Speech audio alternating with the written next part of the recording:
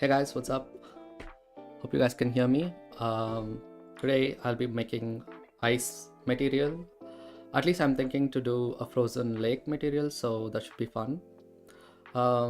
Like yesterday, today is going to be different because I don't think we need to stream that long, but yesterday it was a method that I used called Voronoi scattering, which is completely new. I already used it in multiple projects in the past and also made a tutorial on it. But today I'll be tackling parallax occlusion mapping, so that should be interesting. I'm not completely aware of how to do it, but me and my friend had a chat, and with their help I think I actually have an idea on how to tackle it. I'll try to recreate it, but if not, I'm going to refer back to the node setups that my friend suggested.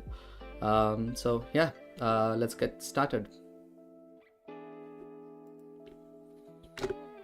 Okay, so let's see. I'm going to decrease the volume for myself, but I hope you guys can hear me in the songs are going to play. It's by Stream Beats anyway, so. But I want to make sure that I want to show what I did yesterday. Yesterday I kind of stopped the stream in the middle because I got too tired and also was getting some calls. But yeah, so I made this. I worked on this a little bit longer, and yep, this is the material I did.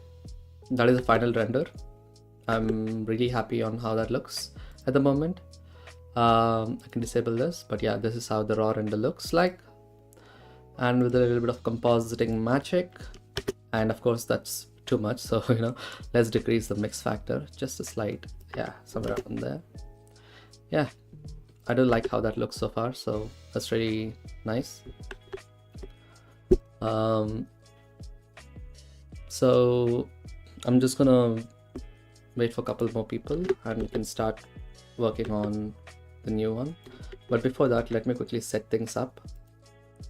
So let's create a new scene and see if the lighting is correct. Lighting is okay. We'll tackle the lighting a little bit later as well, but for now let's see if everything else is okay. This could be an interesting one because we don't have much displacement going on, but I think a little bit of displacement is always good. So let's put this to experimental and change the settings to adaptive like we always do. And let's save this. Let's save this in the folder that I saved called ice material.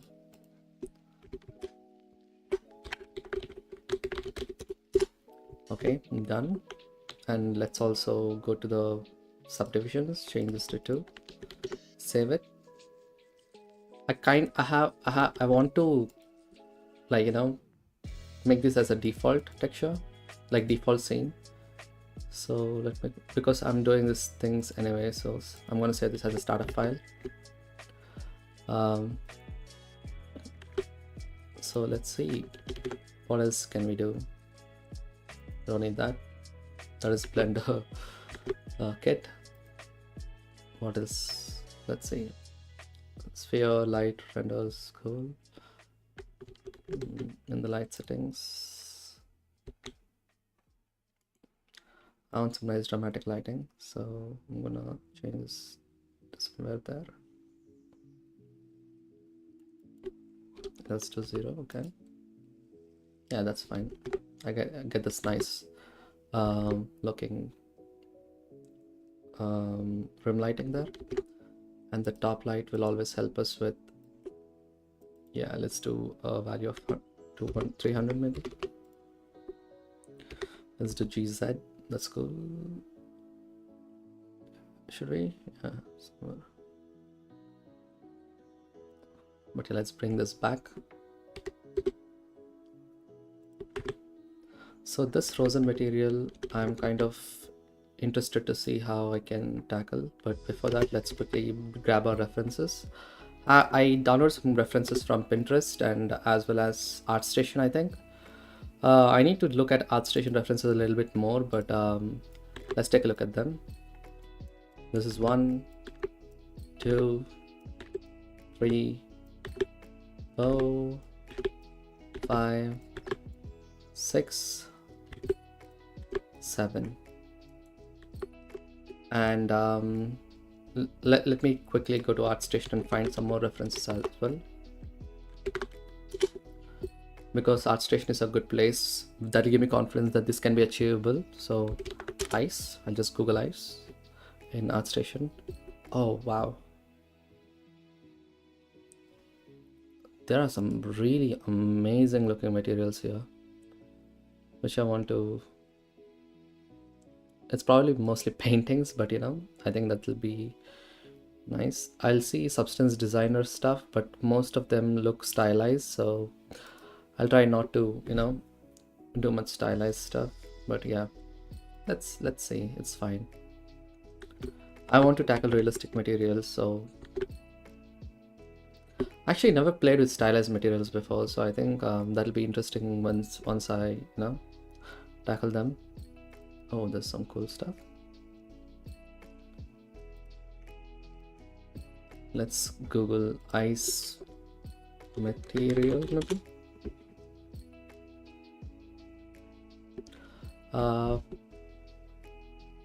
You can't see this, but yeah, I think I kind of have a, yeah, let me do this. Save as. Let's bring this to our render. Yeah. Let me quickly find the person who did this. I'm going to save them because I kind of want to give credits. So to do that, let me go to the scripting menu. Let's add credits. This one reference, so I'll also paste the link here so that I can, yeah, that is one link. There's also some other person I found, but this is a really cool looking one, especially because there's actually an animation reference which I don't want to show at the moment, but you know, because there's so much we can do today with ice. But yeah, like immediately there's also some spherical renders, I think once by Ryan King. Wow, they made a pretty amazing looking shader as well. There's a good tutorial on that. So there's also like this amazing I think I'll try to paste this link in the chat. If you look at this, you'll see that there is awesome frozen lake material, like a breakdown of it. But it's more like a breakdown, but I really like how that looks, so you know, I want to tackle that. Wow, this is definitely like the direction I want to take today. I'm gonna save some of the spherical renders here, and let me also quickly copy this link and put this in the credits because we need that.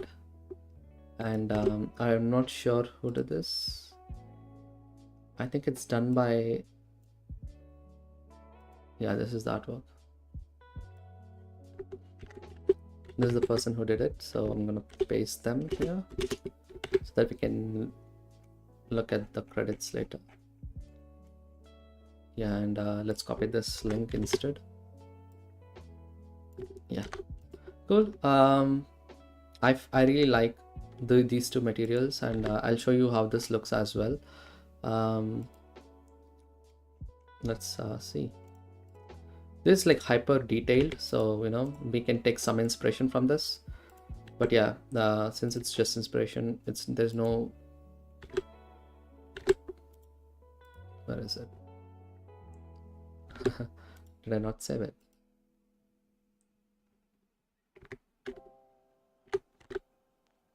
Oh, there it is. Sorry. Yeah, look at this. This is a beautiful render.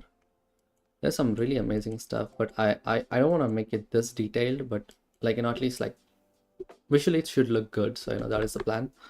Lighting is going to make or break the scene, so that is another thing. Um, I think I should start immediately. I'm just procrastinating because at the moment there's no one watching. But yeah, that's all right. It's probably not a good idea to stream daily, but you know, I really want to record this whole process for everyone to see, or else for me to look back again. So that will be a great opportunity. Oh God. Let me see. Let me find some good references to start. Okay, let's take a look at this, huh? I'm going to, just by looking, we can tell there is Voronoi, and we can draw them, I think. Okay, let's change the color of the annotation tool. Where's annotation? It's probably here. Annotate image. There it is. New. Let's change the color to red because you know we can see red. We can tell. I wish I had my.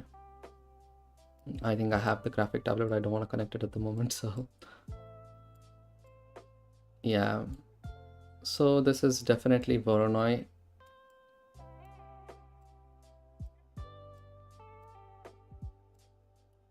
Cool. Next up we have a second layer of it. So let's quickly add a new node and let's change the same color but little desaturated or little, yeah. Then we have this is second layer, like around it, like you know, it's just cracking from the edges. So we can tackle that as well. Like you can see all these cracks that happens, and then interior as well there is another eye. So I want to tackle all these things one by one. Anyway, let's quickly erase everything. Instead of erasing, I can just do this. Okay, let's start. Let's add a new material. Let's call this ice. Save it. Do we need the end panel? I think we do. All I'm gonna do is change the bump to displacement and bump and press N. I don't think we need it until we start making node groups now. So yeah. What else do I need? Let's start immediately going back to, you know, UV map and just scale this by 2 so that there is, scale this along x-axis by 2 so that there is no stretch. How do I know this? Is because I've worked in the same starter file, but I did not save it. So yeah. So now you can tell this is like we need the edges. So let's go to the distance to edge. Now you have that. I'm going to stick to 2D, except we'll be using UV map.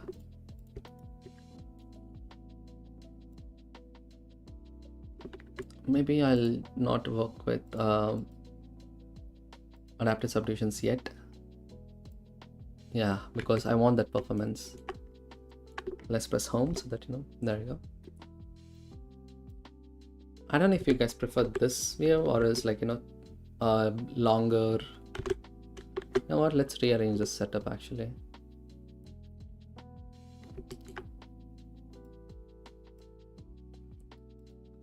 Let's make this into the image editor and let's make this into the shader editor. Yeah.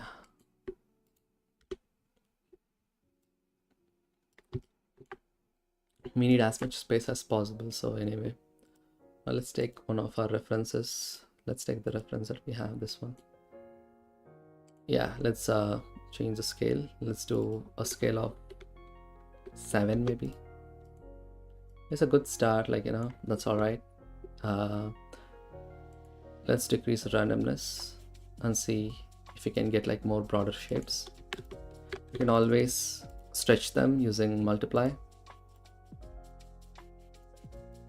Let's do 1 and 1, and we can always stretch them along.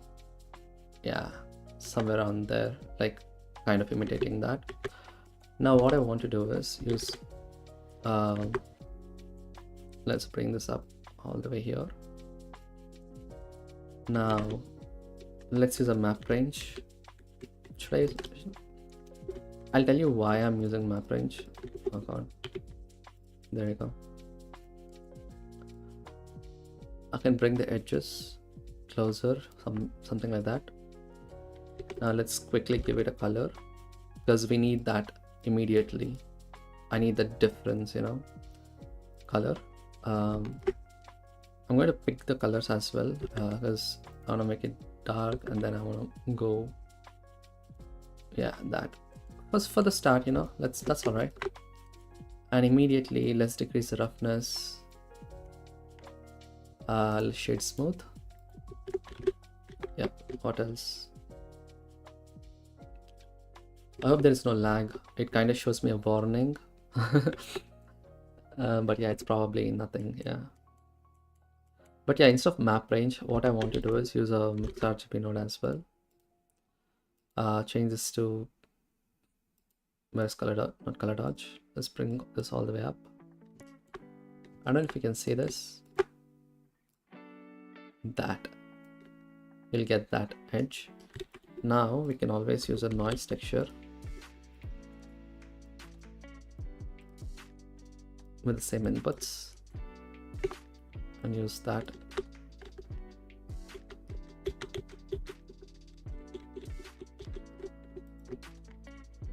And we can use map range here now.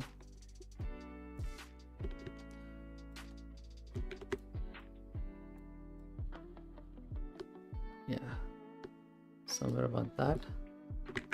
Now let's increase this. Ooh, that's beautiful. We can use that. Hey Wallaby, hi. How have you been? Oh, is this Lewis Melon material? What is Lewis Melon? I have no idea what that is.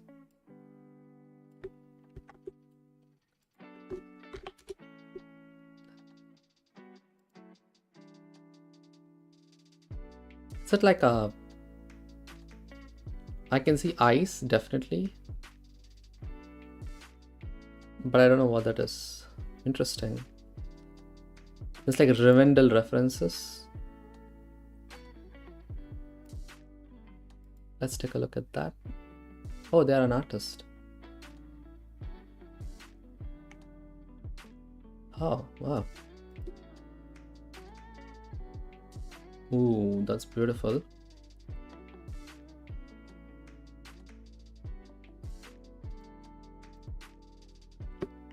But yeah, for now I'm just trying to like make a material. Let me quickly run through another renders here just quickly. But yeah, here like there is like lots of layers to this, so I just want to quickly increase this to maybe 3. That'll give us that little breakup, but I don't know if that is what I'm looking for yet. But look at that, that is definitely helping. Whew. I should love it a lot. You can ignore this edge because that's also, why is this happening? What if I normalize this? Yeah. Take a look at the normalized one.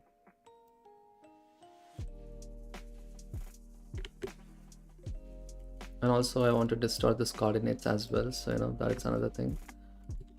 Let's use another noise texture. Actually, I don't want to use a noise texture. I already made a distort 2D node yesterday. I might want to use that. So let me quickly append it from the yesterday's Ammonite shader. Actually, I want to show you guys the Ammonite shader because there are more people here. So let me quickly bring the node tree. I want to bring the film grain, Ammonite, distort 2D, these two things, which is very important for me. Just add them.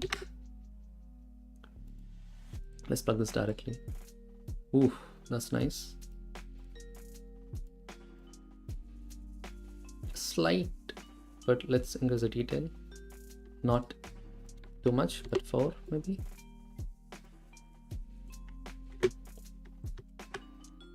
And we can distort just slightly.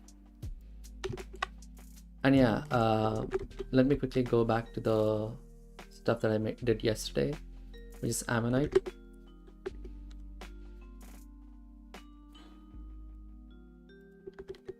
So for people who haven't seen it, this is what I made yesterday on stream, totally procedural. I'll tell you what happened yesterday.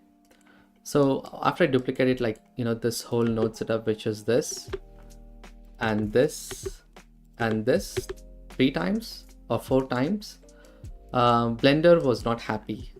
So what it did was it stopped showing the texture output. So what I had to do was I had like 2 noise textures in this location, which basically did, like, gave some texture variation on it.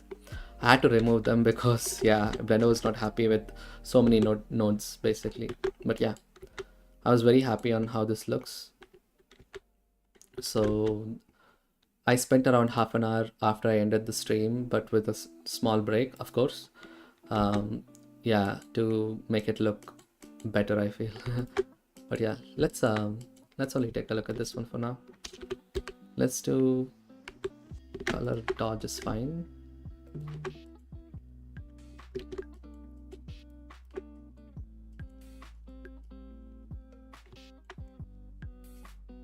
I want to do transmission as well.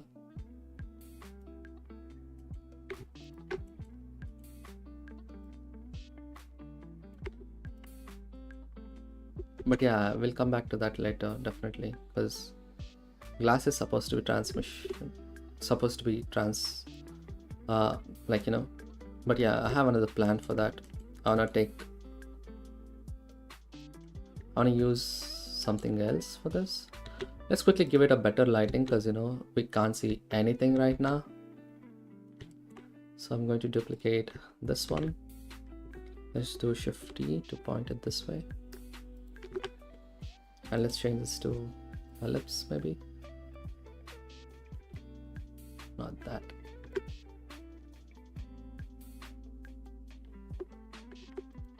This rectangle.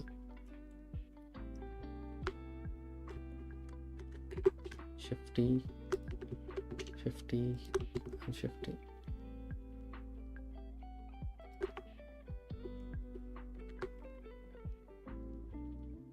Yeah, that's good. And let's bring this back somewhere like that, because I really want that rim happening. And finally, I want to change the way. Where is it? Oh, sorry, let's go to lighting again. Yeah, somewhere about that. That should do. And let's increase this size. That's all right. So it's okay. Spread.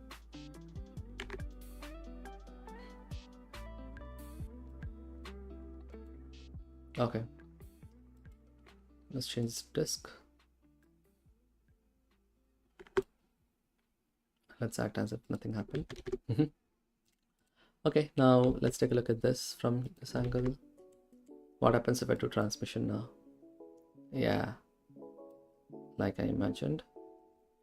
You can get a little bit of roughness, definitely. But yeah, for now, let's not look at that. Let's try to get layer 2 going on. The way I'm going to do that is using parallax occlusion mapping. So let's set up this this shader. Let's make it work. Let's do combine XYZ, and let's I keep forgetting, is it geometry node? Yeah, I mean this node. We have tangents, and then we have normals. There's also tangent node, where we can basically use our UV map, and let's select that UV map here, which is this basically, you know. So for our UVs, we also have a tangent. So yeah, that's the plan. So let's set up the parallax occlusion mapping. But before that, how to do it is by subtracting our incoming. I'll show you how that looks. It's gonna look funky, but you know, we are going to fix it, so we don't have to worry about that.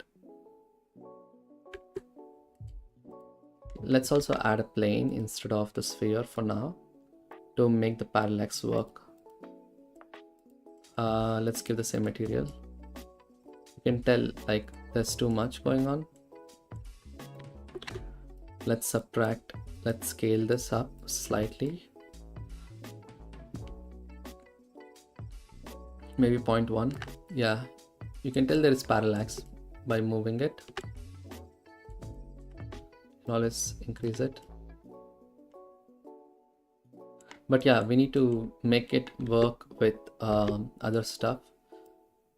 So I recently found out that to make it work with UV maps, we have to calculate its bitangent and use it to dot product with the incoming vector.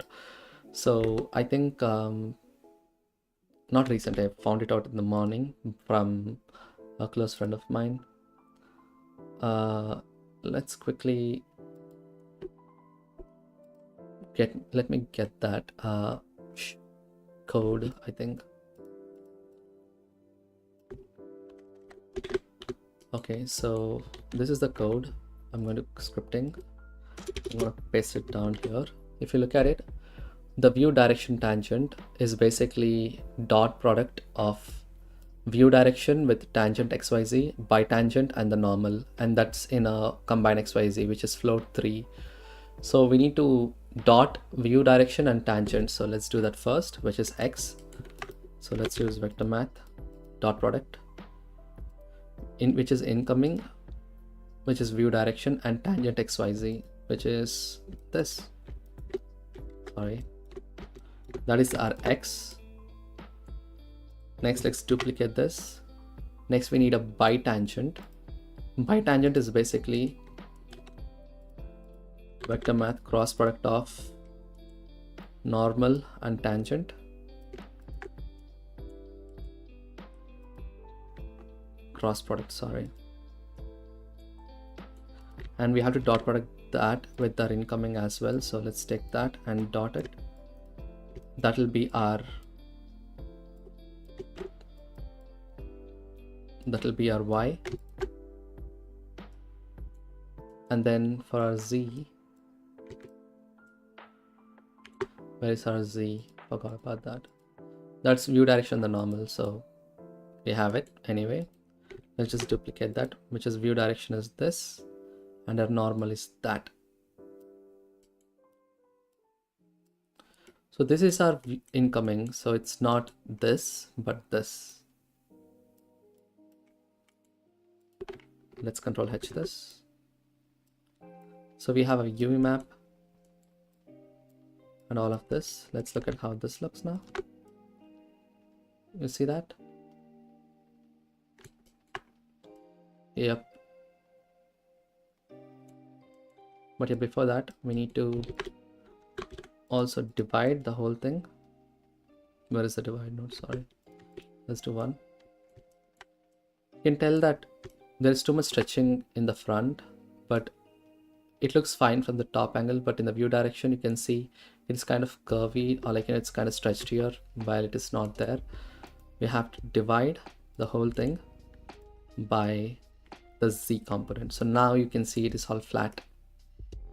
And of course, like there's too much movement going on. We can always bring this up like to 0.4.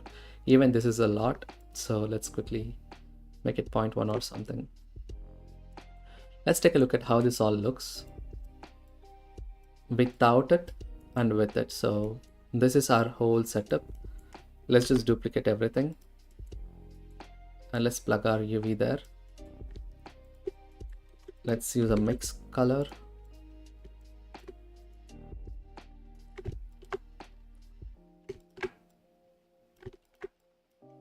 Let's do add maybe. Can you see that? That is our parallax. It's the same, but yeah, that is what. Now we can increase or decrease the depth based on our value, which is this one. You can make it completely down or up. So that is the plan. So let's see how we can tackle that.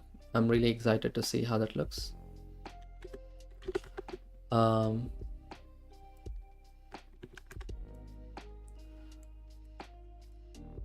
So this is our thing, but let's take a look at how that looks on a sphere. Look at that. Can you see it? It's the same thing, but there is a depth to it, which is perfect. now we can kind of blur things between this area. So what we can do is bring our white noise texture. Let's give our UV map to that.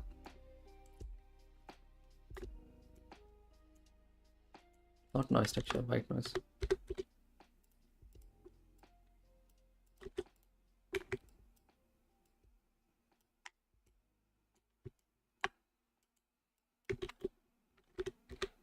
Map brings this value to 0.1.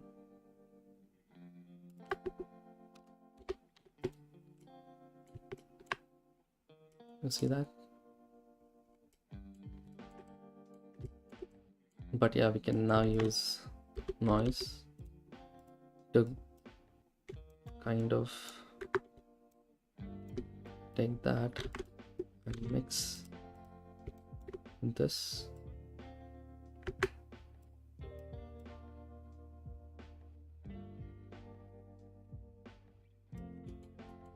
Yeah, anyway, let's work on this a little bit more.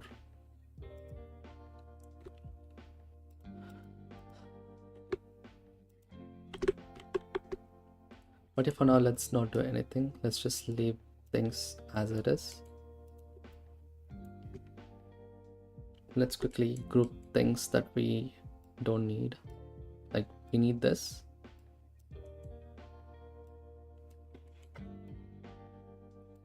This is PLX, so control everything that's inside this will be our PLX. Control J. Let's bring this here. Control G. The first one, let's call this UV.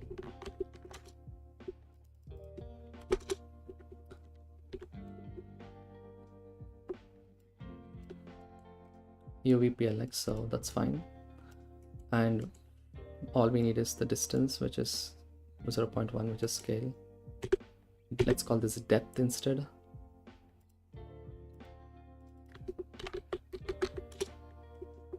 Yep.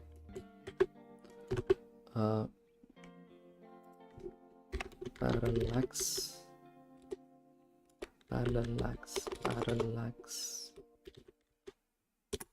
Yeah, parallax. Now all we can do is just increase or decrease this to make it, yeah, go up or down.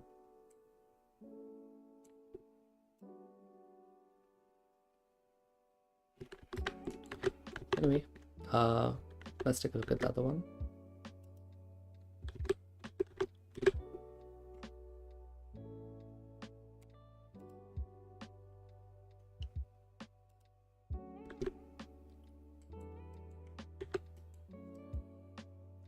So we basically have the same thing, but one with parallax occlusion mapping, one with out.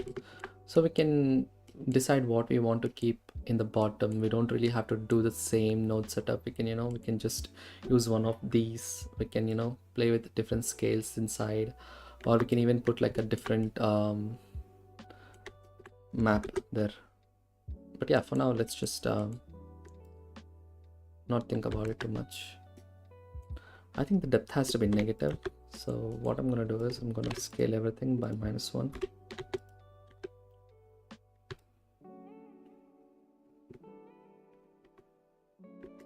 I don't know, it's not working.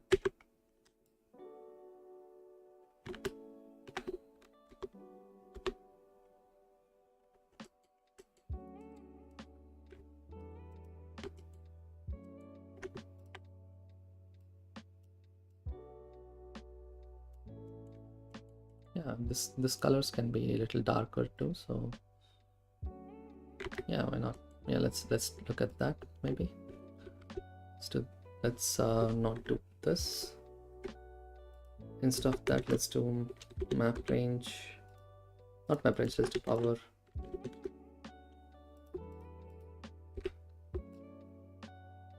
You see that?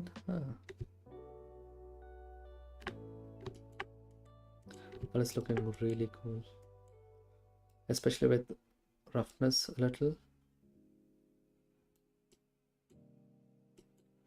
But yeah, let's also denoise this. I don't know if you can see that, but I can definitely see it. Let's also math, multiply this by 4 maybe.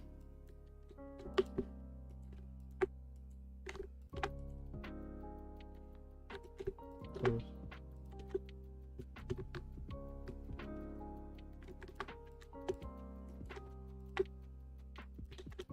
Let's see what is the range this is in. Let's do greater than. Okay, this is, we have to multiply this by 2 then. Let's plug this here. Now we can see that. But yeah, let's oof. That is looking really sweet, as if it's under lake. But yeah, we can decrease the shaders there, add on top of that. We can also increase the distortion inside. You can also increase the scale inside. But yeah, let's keep this subtle, it's fine. Now I want to keep the top a little bit more better. So what I'm going to do is I'm going to add displacement to the top. So let's use displacement.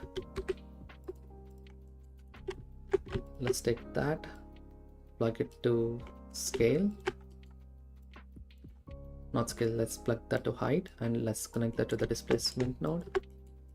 Now let's decrease the scale to a more realistic value. 0.01 maybe.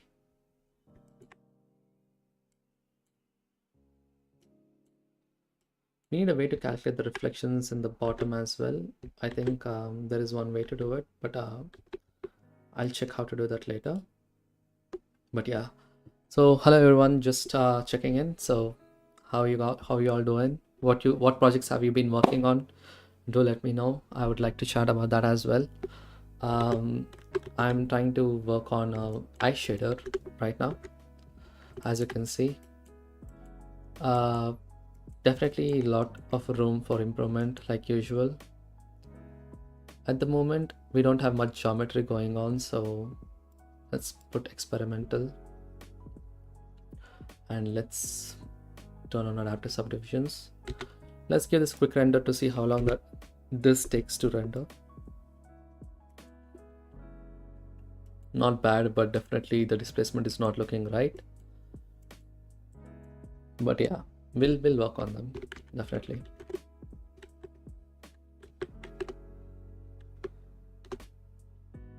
Yep. Oh, she works with substance, that's nice. Yeah, I'm not really sure, but yeah. Hello Stefan, really nice to see you here again.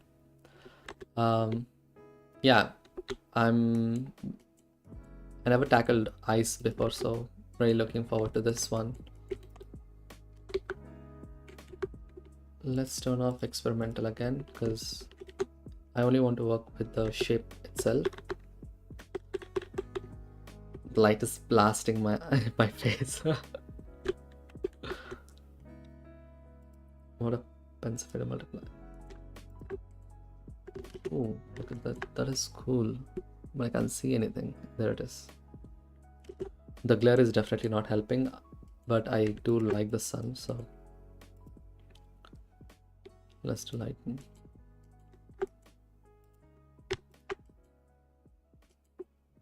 Lighten, let's do add maybe. Let's add. Yeah. So we have this. Let's quickly increase the detail. Let's increase the detail to 7. Increase roughness slightly, because you know we need that. And I want this displacement to work well. There's a lot of spots here and there. We need to find a way to do that as well. Let's quickly Control J this. You know, let's call this top ice. Even without the shader, it looks super cool. So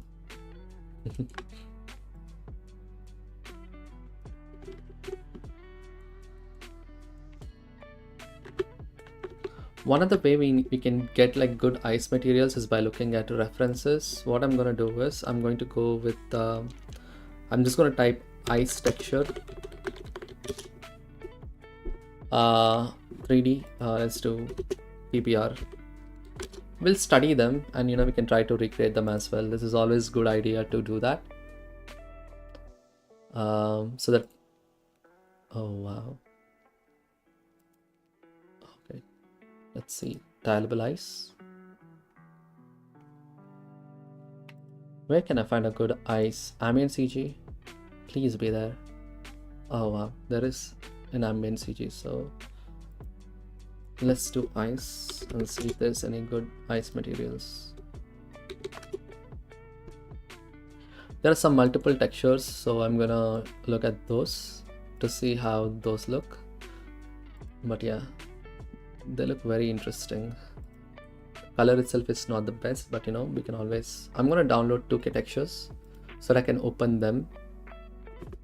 It's always good to study references, and one way to get the best looking procedural materials is by looking at what's existing. So what I'm going to do is I'm going to import this into a new, import them. So let's quickly create a new material.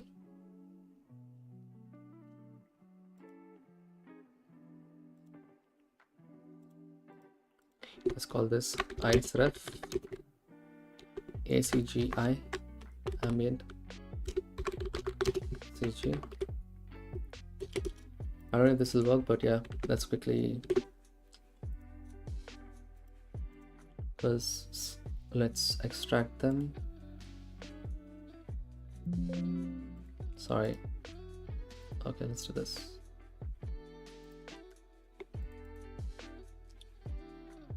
All I want to see is the color map. Wow, look at that. That is a really beautiful looking color map, which we can take inspiration from, and we can try to imitate that. Let's also get the roughness map so that we'll have an idea on what it is. Okay, this is a roughness map, and I don't want normal, but let's see displacement.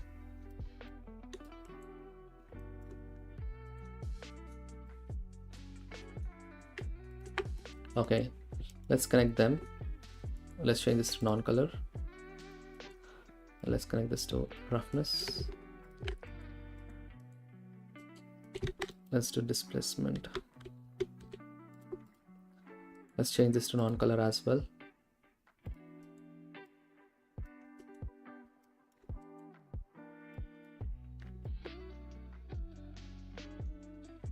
One thing I need to do, I must, oh look at that, is beautiful. Wow. Okay, so yeah, let's take a good reference on how this works. It's doing alpha to alpha. Let's do base color. Roughness is done. Settings, displacement only. Displacement and bump.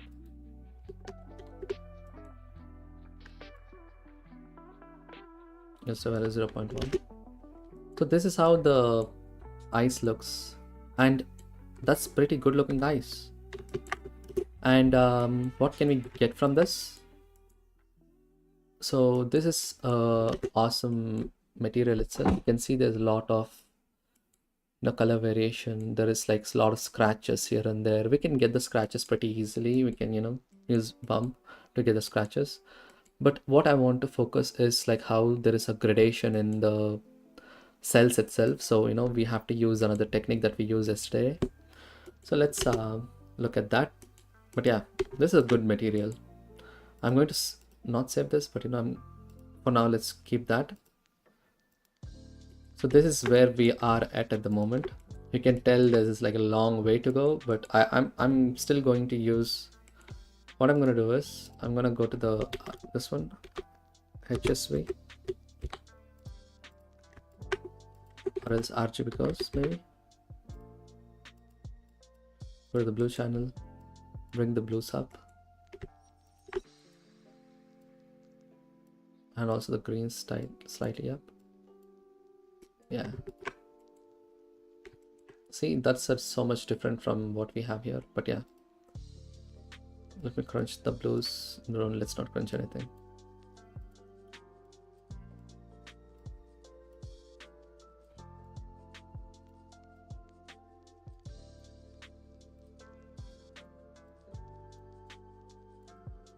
Yeah. So I do like this. So we'll try to replicate this. That's one material.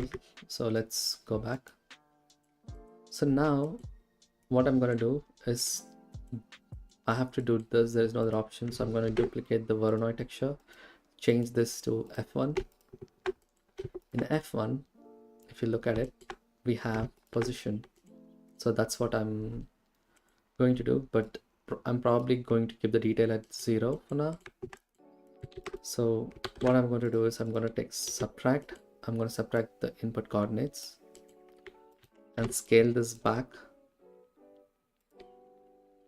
by 7 and vector rotate. This is very important by a random value.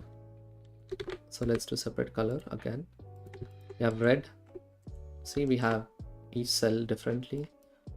I'm going to rotate this by a value, and I'm going to make sure the math multiply is at 2 star pi, which is 2 pi, so that it rotates in all different directions. Definitely. Let's also subtract this by 0.5. Yep.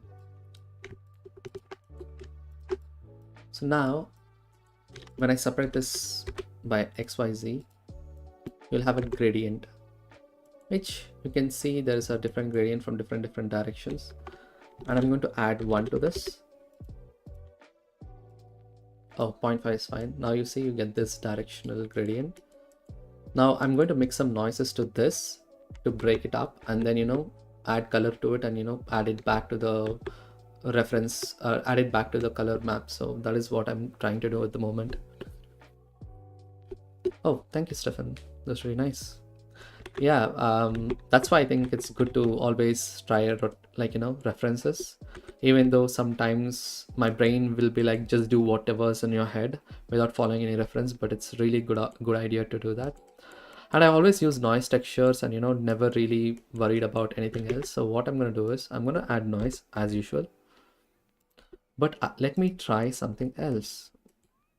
So the top eyes, all this is in a good, all this is good. So let me quickly, let's not look at the parallax at the moment. So, you know, let's just work on one, because it's always good to come back to what we had before. So let's take the noise texture. Let's try to use our rotated gradients, you know, the same thing, so that we don't have the stretchiness anymore. But anyway, you can see that there is a little bit of stretch that I did here, and, you know, even the noise is getting stretched. So I want to correct it. So let's do divide by 1 and the same value, which is, oh, I do like the stretches, you know, we'll come back to that as well. Let's use this so that there is no more stretching happening. I don't see any stretching, can you? Just to multiply maybe. There's definitely some stretching happening, but yeah, that's all right. Let's try different, you know, hybrid hetero terrain. I'm going to do absolute. Okay, interesting.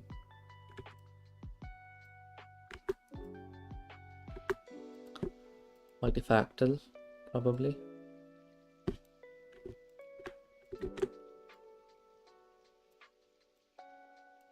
Okay.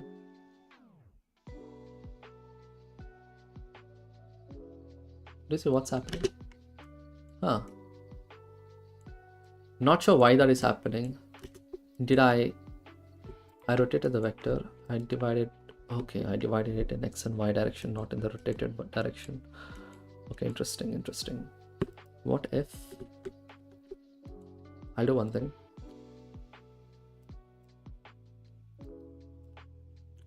I'll do the correction first and then rotate it again. I still have that. Weird. But this is kind of good because when I look at some references, let's go see some other references. I'm pretty sure I've seen something like that before. Not this one. Is it this one? This is a great reference too. Like, look at that. That is beautiful.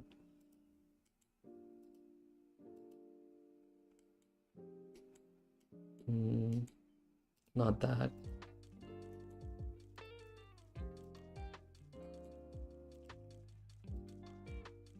Here, look at this. That is good because it's like if you hammer on top of anything, it looks something like that. But I'm not sure why that is happening. But yeah, we can play around with this a little bit more, and you can just get some interesting results. I can't believe it's already an hour of streaming. Wow. And it feels like I haven't started anything. Time passes quickly, I feel. Okay. Let's quickly bring this value to 1 like I did before. Now we can multiply this noise, I guess. I don't know why that looks that way, but let's work on it. It's 3D. What if I do 2D? That's even more prominent now. That's very interesting. Does it happen with the noise as well, FPM? Yeah, it does. So apparently we are not using. Let's look at our noise textures. I'm subtracting the position as usual and scale. That's good. What if I don't do this stretching? Still happens.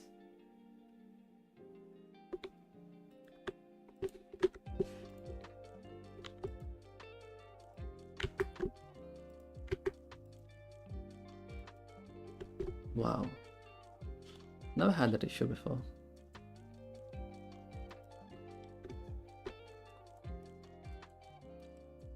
Wait, should I use this instead? Or should I use this?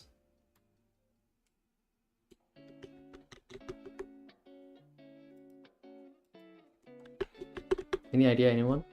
Why that's happening? I never got that issue before. Weird.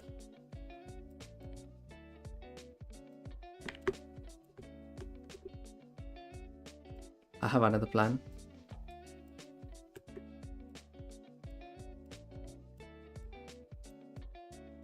What if I do this and then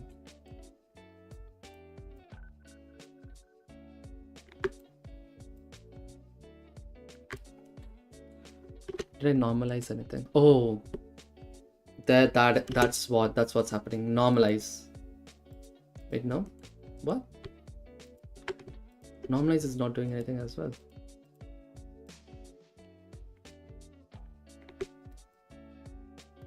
Let's do 1 for now. Interesting. Liquidity.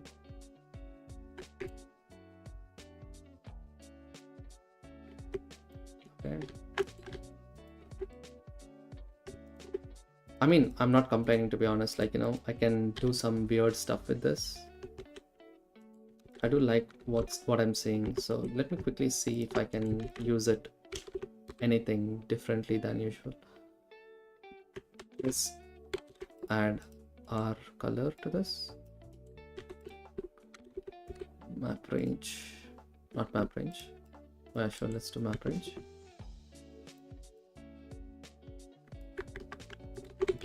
What if we do map power?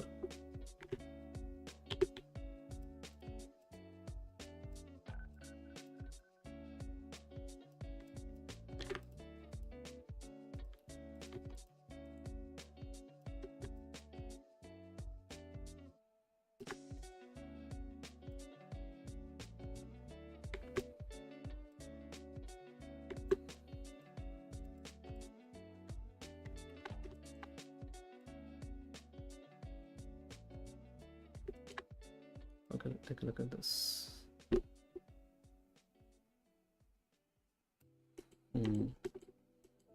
That's very interesting. I can kind of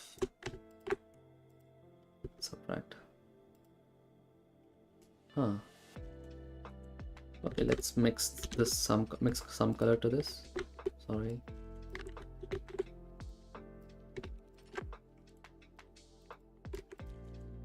Let's take this to the second socket,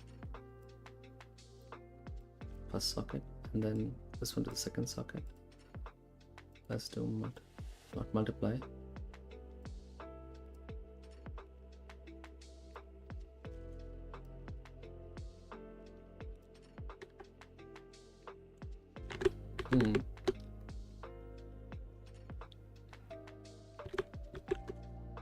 Wait, can the detail actually matter? I'm not sure. I don't mind giving that a try.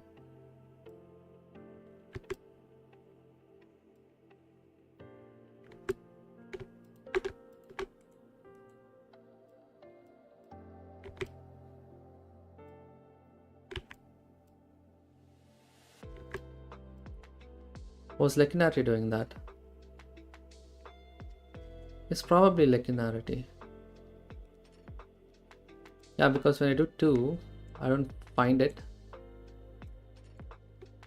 Wow, I never knew that. It's very interesting. I'm gonna give it that a quick distortion as well. Let's see if I can do. Oh, love the bluish tones. The reason why I'm doing that is I can simply add back. I can clamp this result, add this back on top of that, definitely. Give the deep blue colors here and there. But yeah, let's not do that. I don't know. What about you?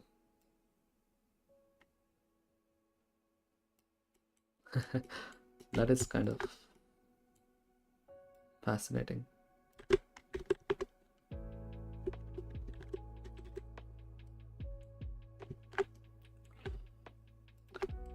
Let's not look at divide, maybe. Let's do something.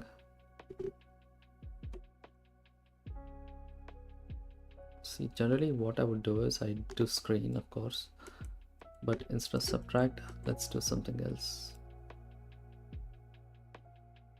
Okay, I see what's happening.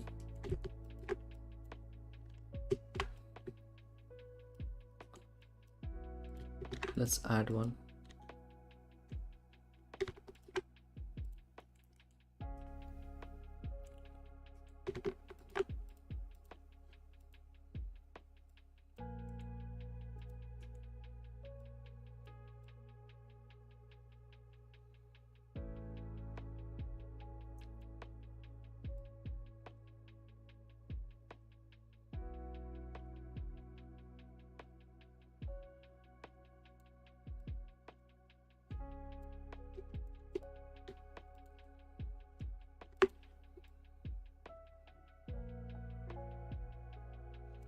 Yep, I like this.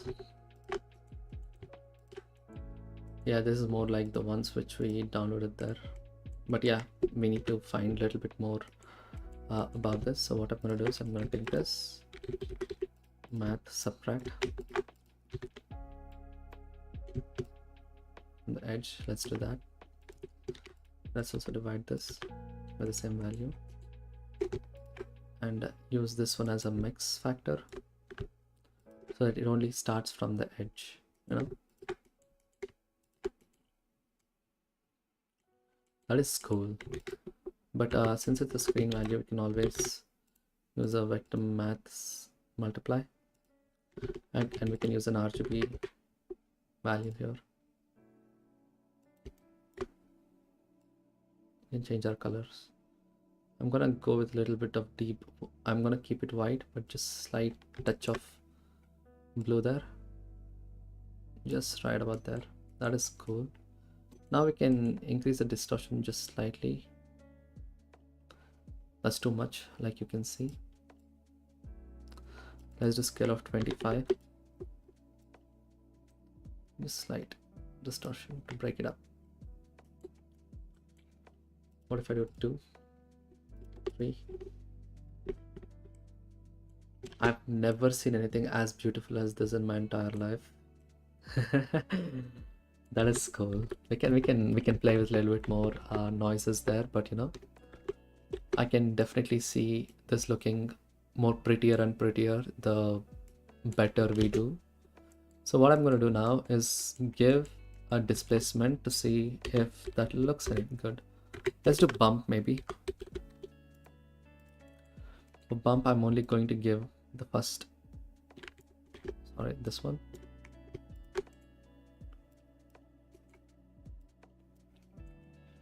Let's also do a math multiply.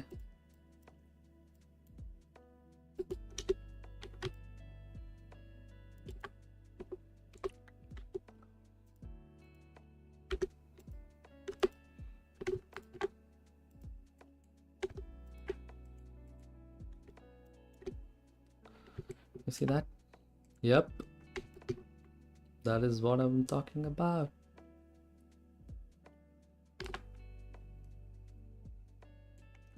Yeah, now here is the best part of this. We can add more value, or like, you know, we can map range it.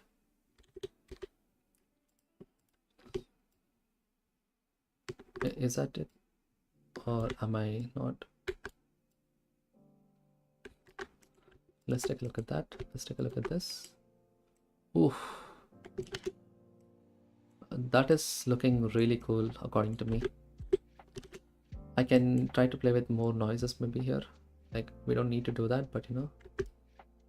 But I think that is nice.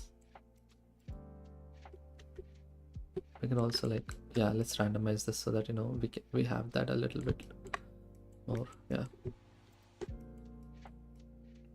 I like that. But yeah, probably I would prefer if this was a little bit more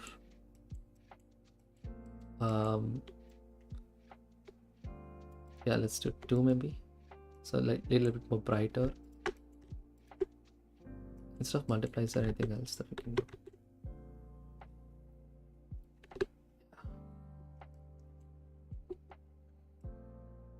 But that is beautiful. Let's take a look at displacement. The displacement is definitely looking that way. Sure, we'll work on displacement, sure. But roughness is the same. Like, you know, it's it feels like, you know, it's derived from displacement by remapping it. This is roughness and this is displacement. It feels like it's inverted, you know. Like, look at this, roughness, and this is displacement. Let's go back to the material that had before. Let's try to see if that's what they did, because it's really helpful to. Let's take math, subtract 1 from this. Yeah, let's do a map range.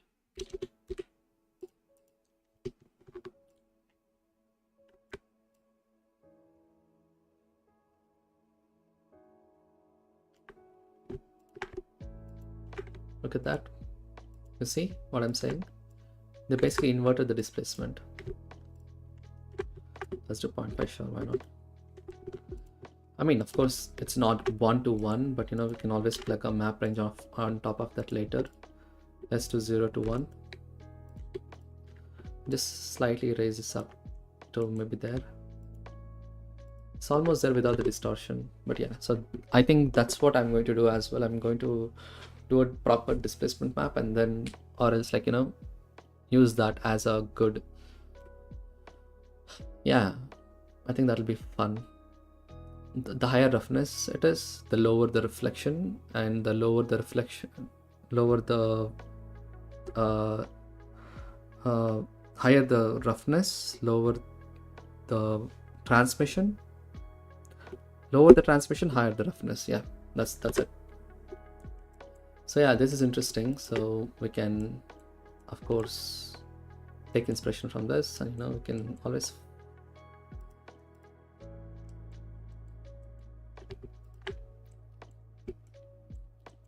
Okay, we need more noises, definitely. I can't believe this actually works.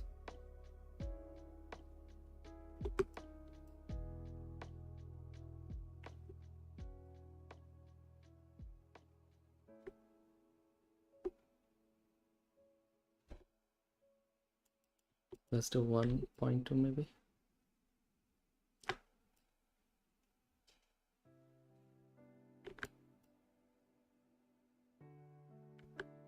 Okay, this is cool. Let's try to make this more rougher. Let's go with the detail of 12 here.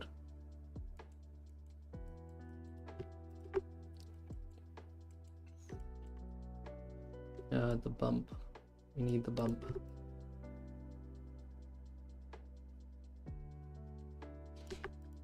.01 maybe. Yeah, let's take a look at a render. This is what we had previously. Let's do a new render. We'll slowly improve upon everything, like, you know, but now this is a good start. Let's not forget that. And I want to add more layers to this. There's no transmission at the moment, you know, we can add transmission. And then there's also our beloved parallax occlusion mapping, which I'm going to do as well. So, you know, yeah, it looks cool. Yeah, we can proceed with this. Yeah. So for displacement, I think that's also a great idea to start with our. So let's do displacement. Let's take our first color, mix color that.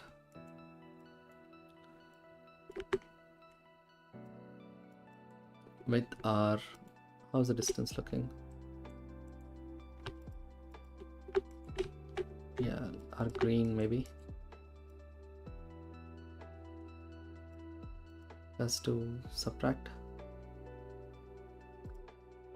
I'm gonna keep it slightly, it's not too much, so that, you know, it doesn't really look as if it's actually displaced. I'm gonna put the displacement in the height. And let's take a look at the vector. Okay.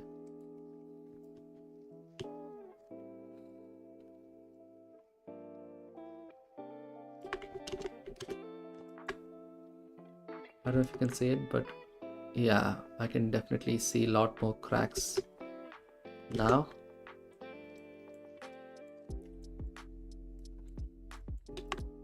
Let's separate color this one from the, so the more the roughness, the less the transmission. So math invert. Let's invert this, subtract 1,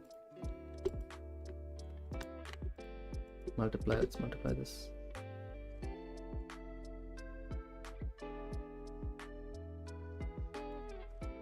Yeah, let's put this to transmission here.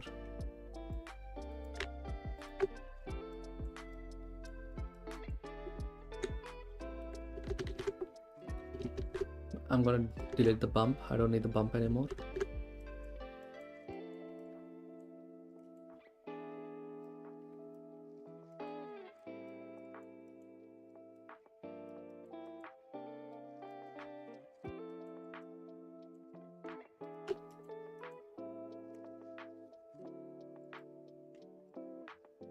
Oh, that's cool.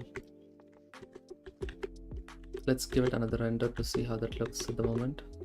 I'm pretty sure like it'll look a little different than what we had before. There's a third render, so let's create a quick render there. So yeah, what do you guys think? Oh, it's already 1 hour 9 minutes, so it's fine. We have time. Let's see. Is getting there.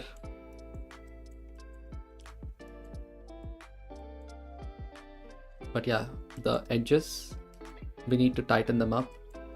And I would like to add some parallax occlusion mapping and lots of details like ice crystals, not crystals itself, like you know what I mean. Yeah. Yeah, that's cool. I do like this. Not bad. Good start.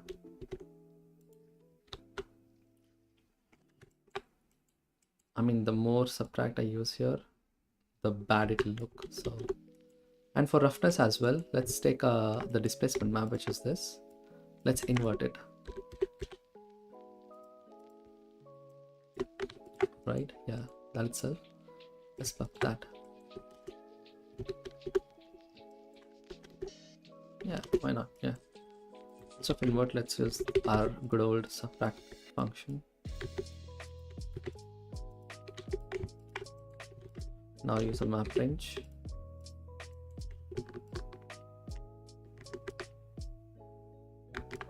Let's take a look at that.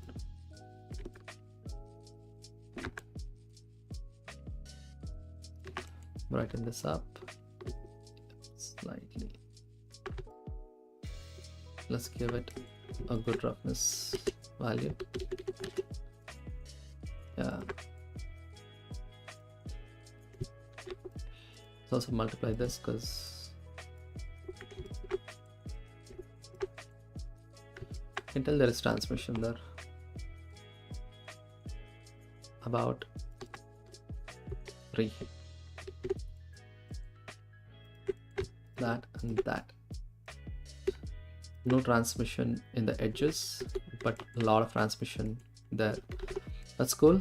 Let's add more surface imperfections and dents on the ice. So that is our next step.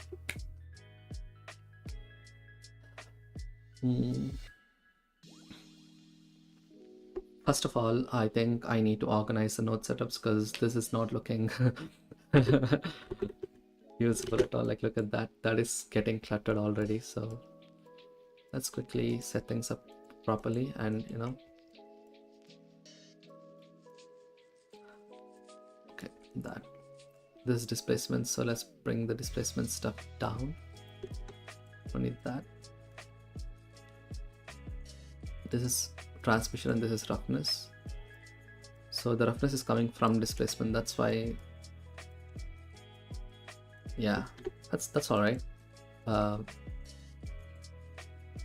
We need to add more stuff here as well. So let's do that next. I'm going to delete this. We don't need that much. Okay. That's cool. That's fine. Let's put this all in one. Since it's add, I think.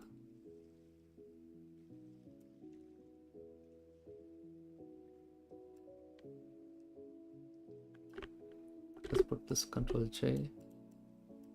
Yeah, let's do that.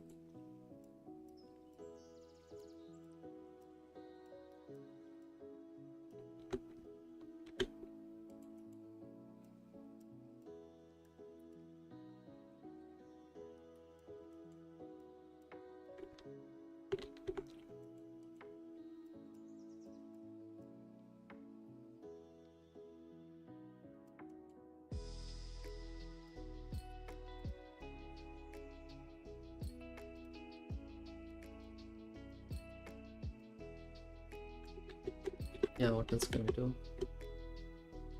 It was interesting to tune in again. Nice friend work. Bye. We'll check out the conversation tomorrow. Nice one. Good luck. Thank you, Stefan. See you later. I'm really looking forward to what I can do with this next step. Let's look at more references to get some more inspiration. Yeah, this all will go into one node setup, Control J, and the base color will go into one. This whole thing will go into Control J.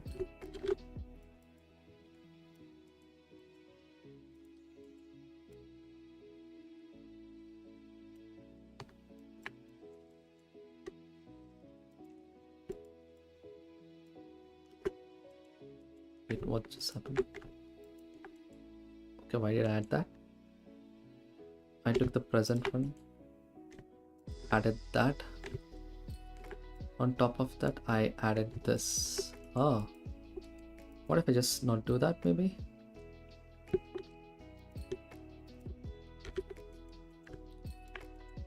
Will that break it? Yeah, it kind of breaks everything. That's unfortunate.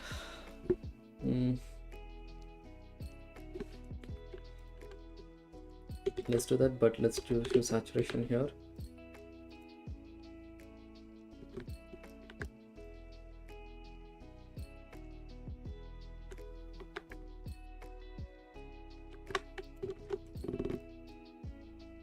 Because I did multiply here and then did that. Okay, that makes sense. If I don't do this, so this is how it's gonna look. The transmission is fine.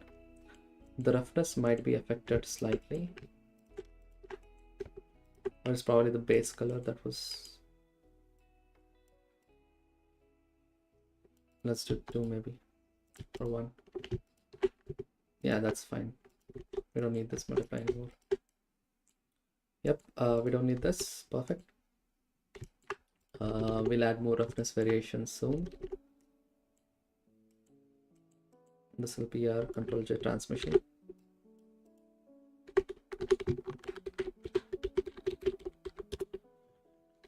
This will be our roughness. Control J.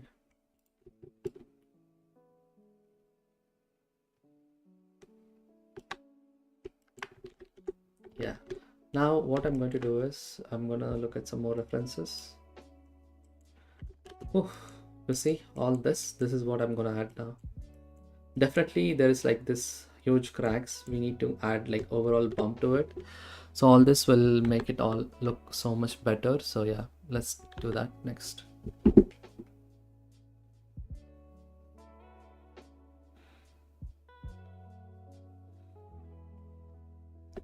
You guys okay with the music, or should I change it?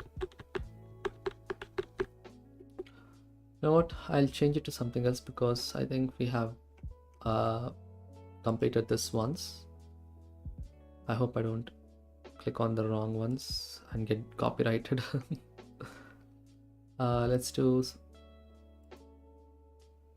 in stream beats. We have albums and we have Sakura. I think that is my favorite actually.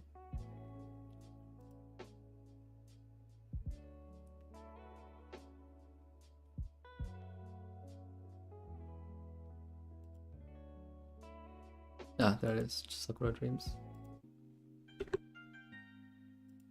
Yeah, just changing. Okay, this is our next step.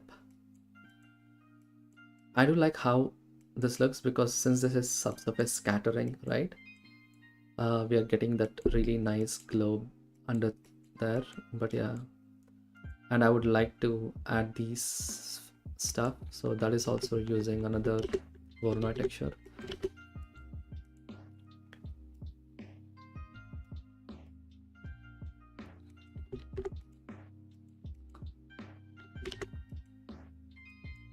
I'm going to just quickly do something.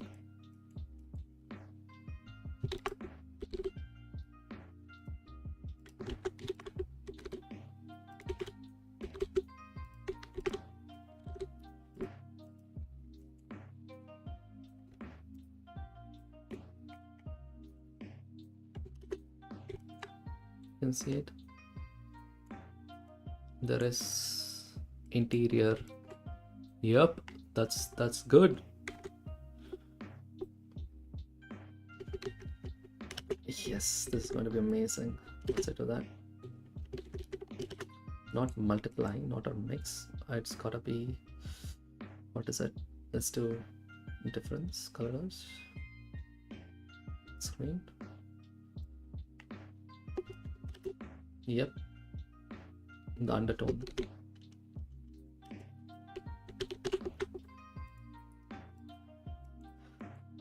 Let's give this another render because I feel like I need to see this so much more. Wow, wow. I don't know about you guys, but I love this so much. With a lot of surface imperfections, it's gonna be so much better.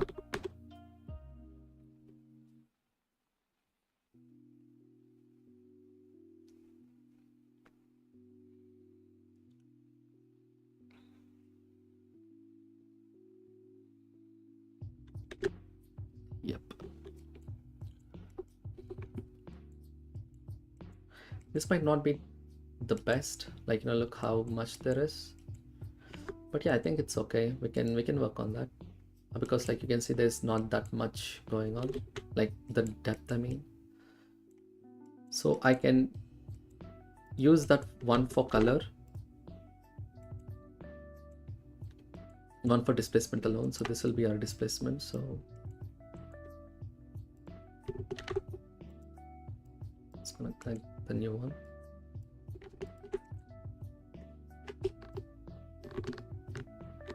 Not that. Bring this one closer. Yeah, I don't know how this is gonna look. Probably better. Yeah. Okay, that is too much bump. I don't know which one would you guys prefer, but you know, this is so good.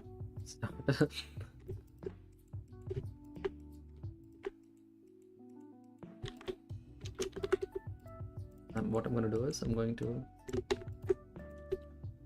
subtract 1 from it so that I'll get the edge. I'm going to multiply this.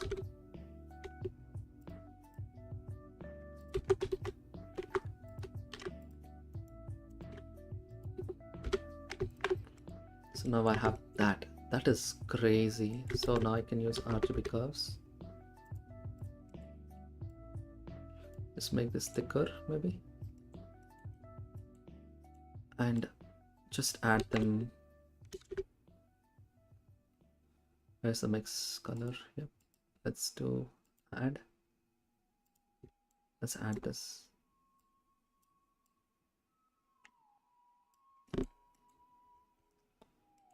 I don't know how this is gonna look.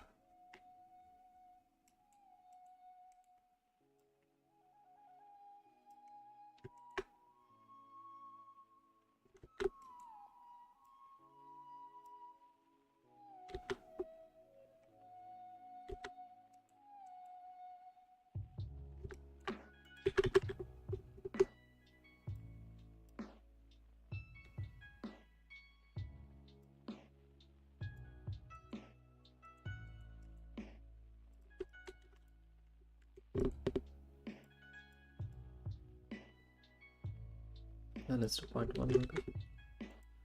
Just gonna quickly give this another render.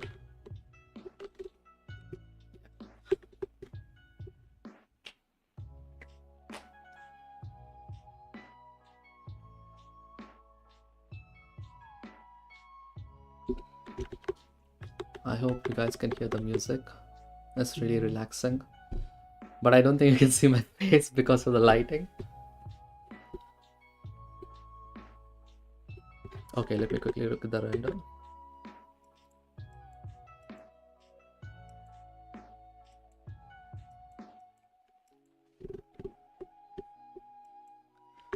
See, the goal for today is to make the best procedural eye shader possible based on my skill. So let's go. This itself is looking good, but yeah, the depth is maybe too much. You know, we can fix it. We don't really need to worry too much about that. I really want to give the surface imperfections really badly, but you know, I'm kind of holding it back because once I add that, I don't think I can see any more detail. That is one big trouble. So this one is going to be in the map, and I don't know what I'm using this one for, so I'm going to delete this. My plan is to simply duplicate everything that I did so far, which is until here, right? Just this. You know what, let's do this. Let's do Shift D. Let's plug this directly there. Instead of this, let's plug our this one. Yeah.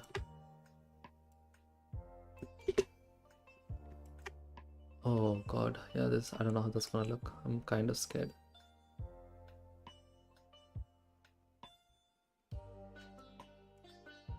Yeah, it is getting there. I'm going to delete this, but you know, I'm just checking how that's gonna look, the depth, you know.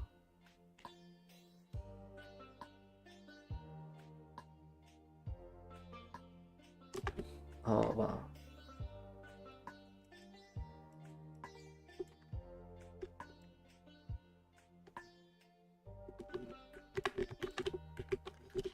Yeah, that is good.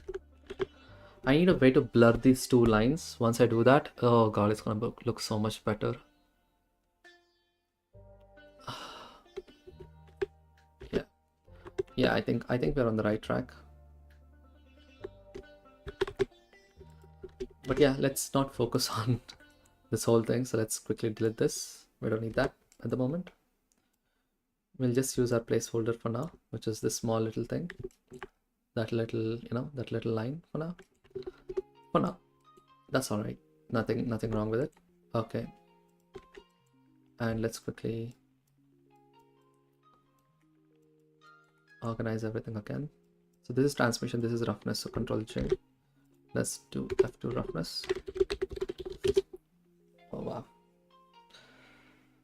I also want to add like a different reflection down. There is a way to do it. I'm not sure. I think I found out from someone. I need to check that. To understand parallax occlusion mapping, there is a nice tutorial. I haven't read it yet, but yeah. Anyway, the plan is to do something better than yesterday. But as a shader artist, I think I outshined myself yesterday. So Voronoi, let's do Voronoi. Let's use our beautiful texture that we did here, which is this one. I'm going to use that as our input. Except I'm going to invert this. We get those little things. Let's increase the scale all the way up to maybe 100.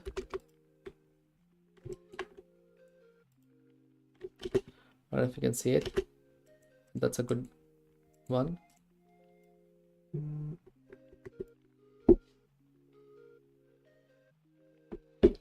Let's do 1 and let's increase the detail to maybe 4. Yeah, let's do that. Okay.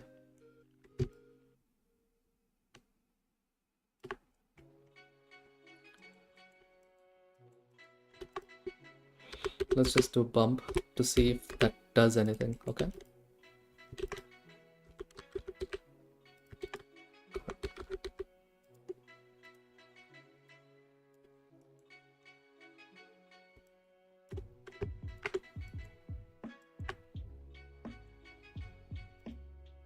I'm going to invert it. Change the distance all the way to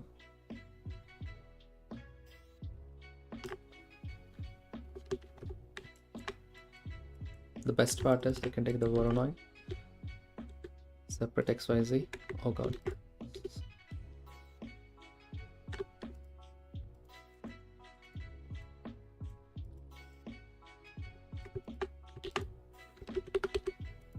Math subtract. I can delete half of them.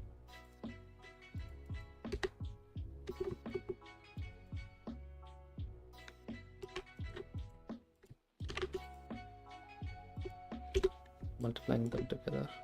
So yeah, now we'll have better looking eyes. See that? The surface imperfections add so much. Let's quickly render this now. This is what we have. This is 4. We'll see from starting. We started like this. We gave a little bit of color on this edges. We added displacement and parallax as well here. You can see. From there we improved the edges from that. Now let's see what we have done.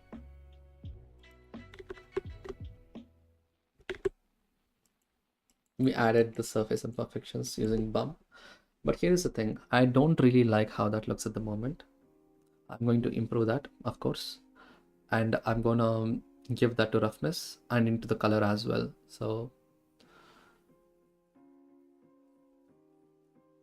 Yeah, we are in a good direction.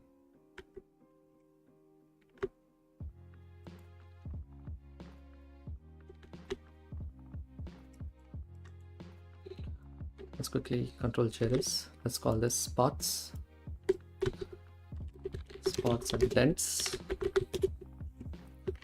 Let's take the multiply, which is that. Let's add this to a color.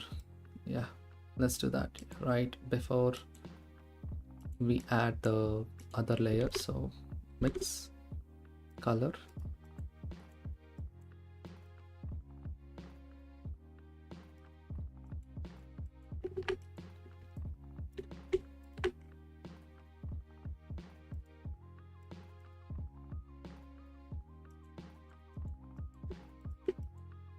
See that? Now we have that. Yep, perfect. We have better looking dents with color in it.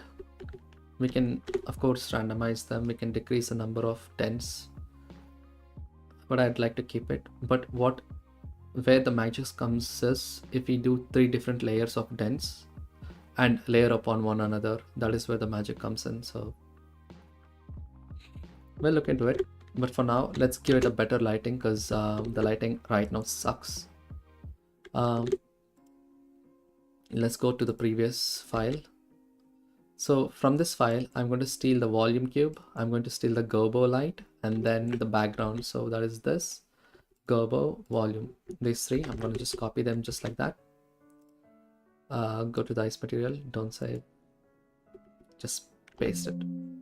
Wait, did it not paste? Yep. Let's put this all on the object. Let's bring in the Gerbo background to background. Yep. Let's look at how that looks.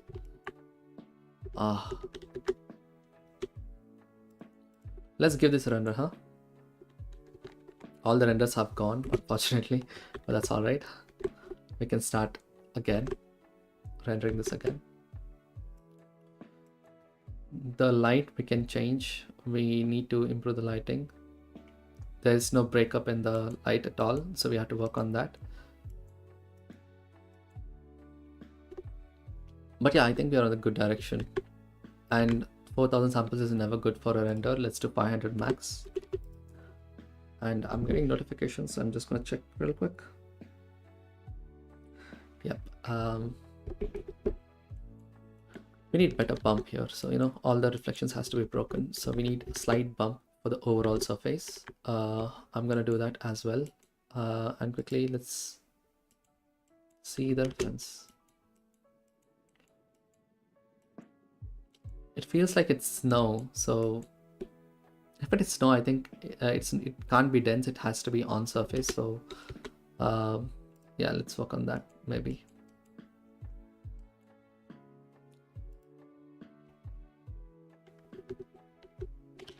Invert that, you can see how that looks.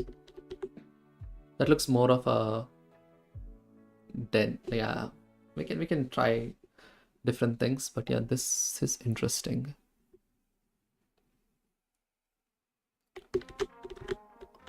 I feel like I do want to take a small break with I just want to talk for a bit and not think anything. But yeah, let's look at one of the renders that I really liked. Was it this? Was it? This is the Gerbo, so that is an amazing Gerbo material that I really liked.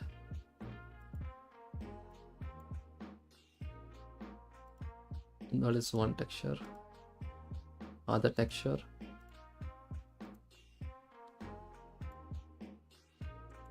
Wow. Oh, there's some nice chiseling here and there. There are a lot of spots which we can imitate. Of course. I don't want to do this, but yeah, that is cool. Really love that. but I had a nice render that I wanted to replicate. Now it's gone, so let me quickly bring that up. And this one. Ooh, this is the best. There's like lots of surface imperfections which I want to tackle next. Yeah, I want to tackle surface imperfections, but also can you see the glow inside? That is what I want to do. There's a way to do that, but let's do that slowly. Yeah, we need to break this up.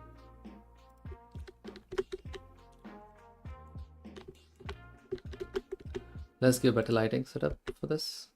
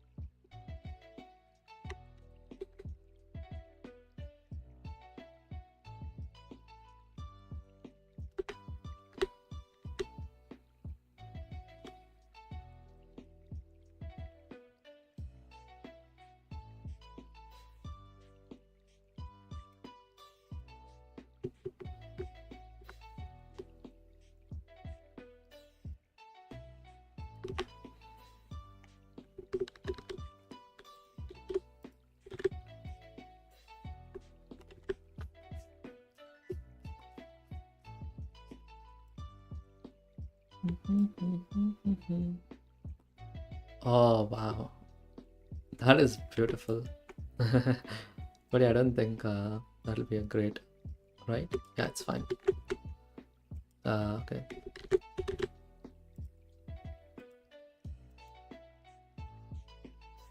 I want to give more scratches. To do that, I don't want to. I mean, should I make? It's fine. Yeah, let's. I want to give. Yeah, there's one more thing that I want to do. Take the blue one and just soft light some color variation into this. I know this doesn't add much, but it definitely is gonna soft light. Where is it? Can you see? It is all uniform now. I'm just breaking it up. Just a slight. Let's do 0.5. That we have it, but also it doesn't feel like we are overpowering everything that we have done.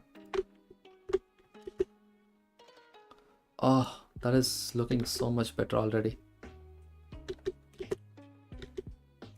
But yeah, with this setup, let's do another render. Why not?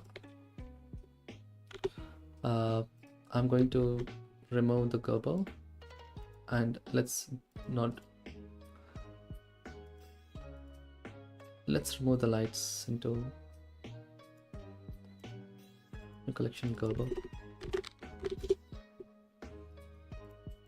Put the Gerber there and the volume as well there. And let's turn it off.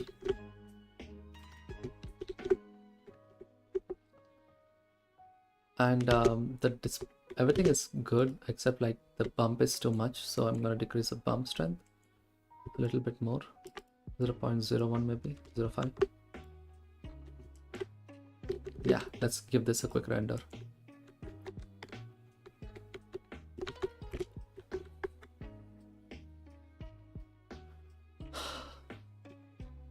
Really nice so far.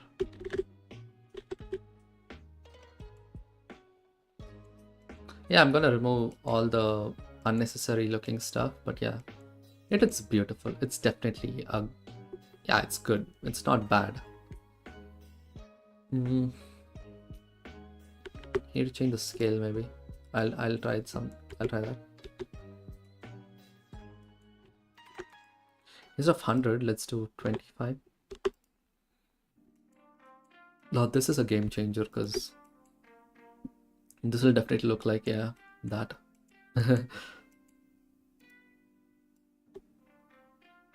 Not mix, let's do screen.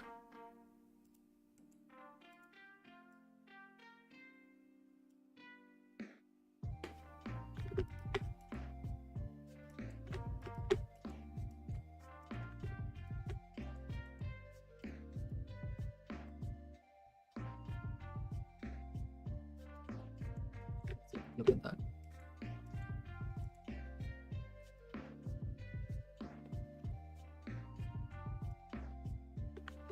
At 0.5, that is good.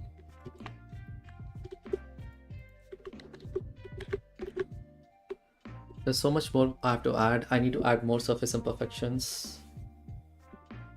But yeah, it's a pretty good start.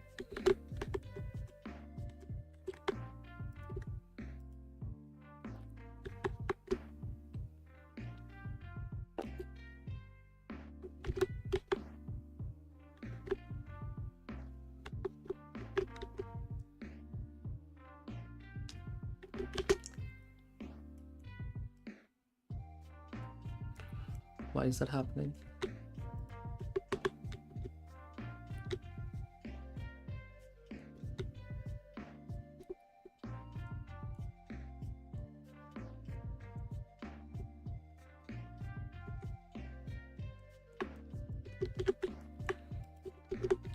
Yeah, let's also look at the plane.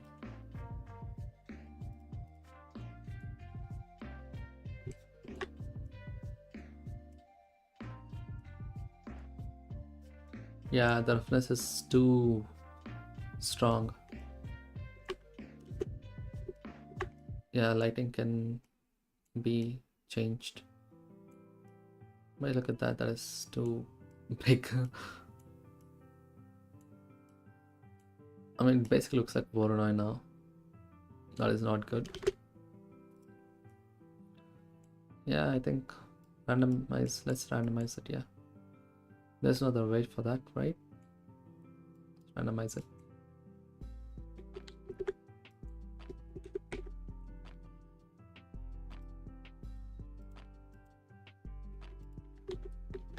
Yeah, I kind of prefer this now.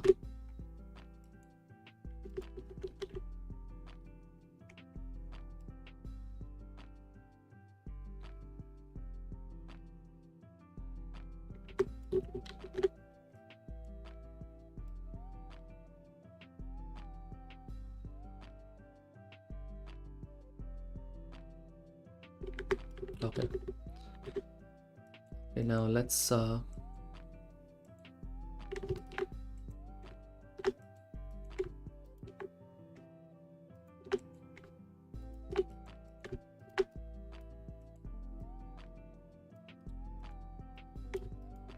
use the height map.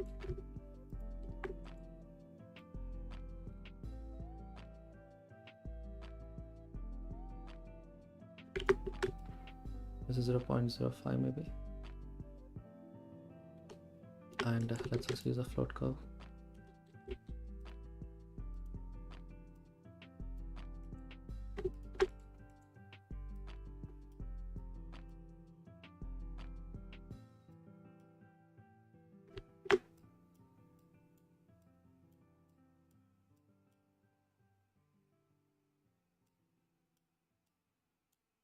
I'll break this down. Oh yeah, okay, so basically this is good. Yeah.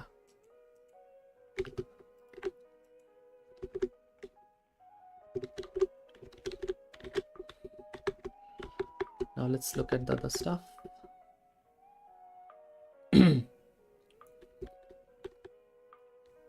I really wish we can hear some good music. I mean, this is good music, but yeah, I really wish we can hear some, you know, pop music, but unfortunately we can't. Sometimes good pop music keeps me going. I could do one thing, I can simply listen whatever music I want in my ear, and then, you know, yeah, that would, and it shouldn't affect the stream, but yeah, I'll try next time. Don't want to set things up now. Spots and dents, that is one level. Okay.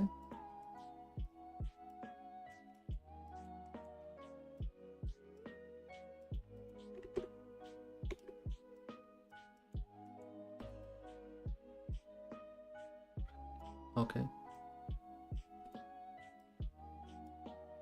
Let's bring that there and slightly down. So right in between there.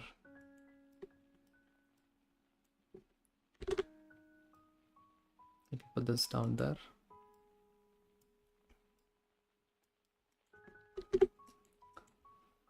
Oof.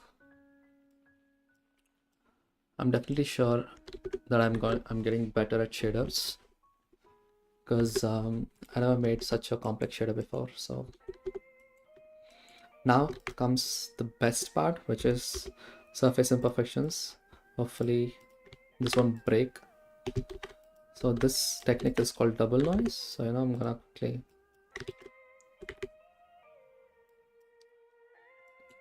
make sure I do it overall. Yeah, it's a overall roughness. So let's quickly borrow from our previous files. Oh, by the way, a few days ago I actually worked on a different scale material. I haven't shown it yet, but this is how it looks. This is a reference that I got from here, I think. Is it this one? Yeah. This was a reference and this was what I recreated. Really happy how it turned out, but there's so much improvements. But technically this is not, like, this is one which everyone likes, and this is the other one. So there are two different ones. So I'm very happy that I made that. Of course we can change the colors. We can go more funky like that. But yeah, that is another one.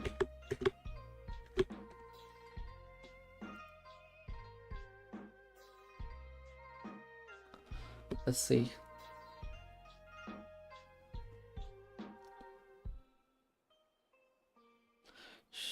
Tile kit has double noise, correct? So let's append from that.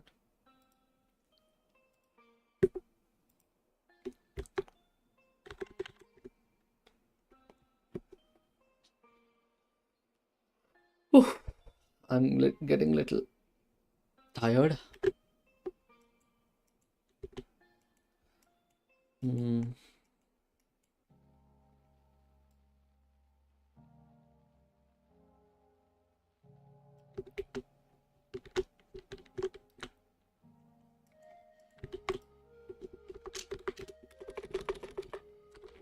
Yeah, let's build it, it's fine.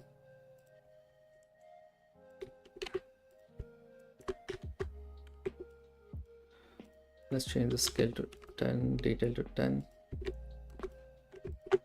This is how it's gonna look. But here oh, it's normalized. Oh, it is normalized. Yeah, we don't have to normalize the first one though.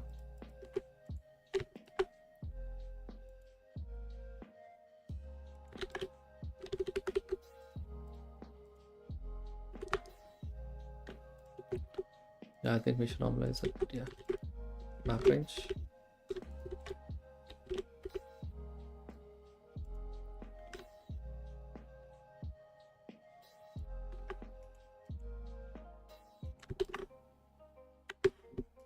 Overall noise. So let's look at the distorted coordinates that we have from the start. Yep.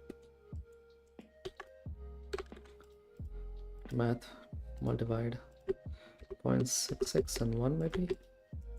Yep, this will do. And let's add that here. The distortion, we can scale this here definitely. How much distortion we need? I'm going to keep the distortion subtle,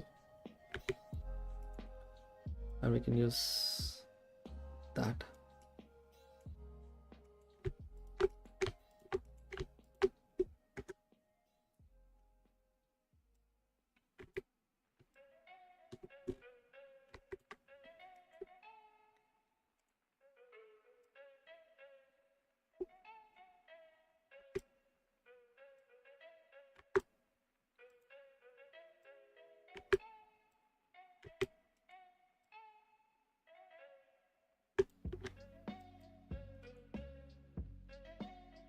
Oh, that, now I see.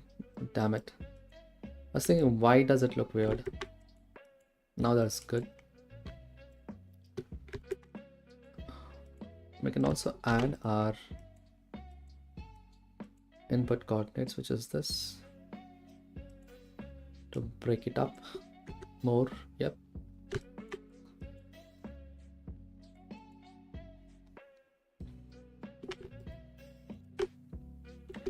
And let's see what we can do with this.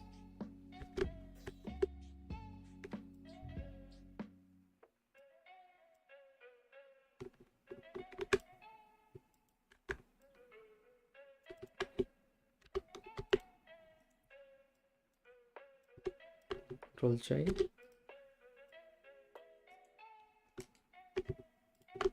Let's look at the roughness method we have here.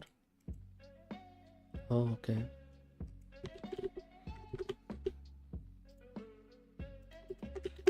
Let's mix the roughness.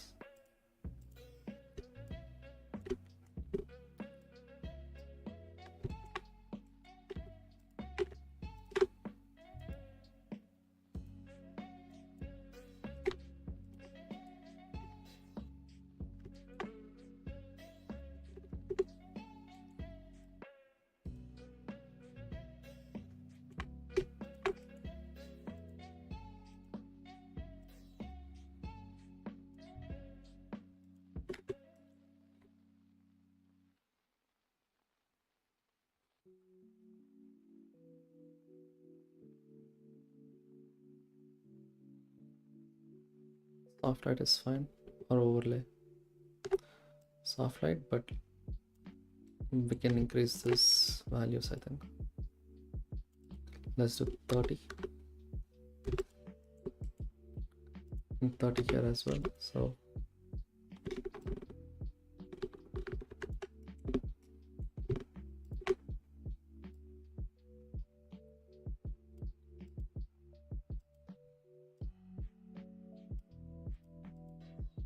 color dodge.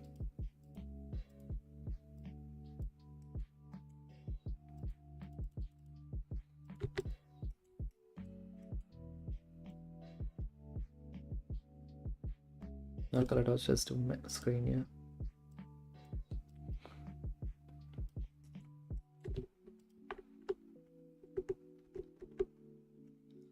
Yep, and let's add this to the bump as well. Mix color.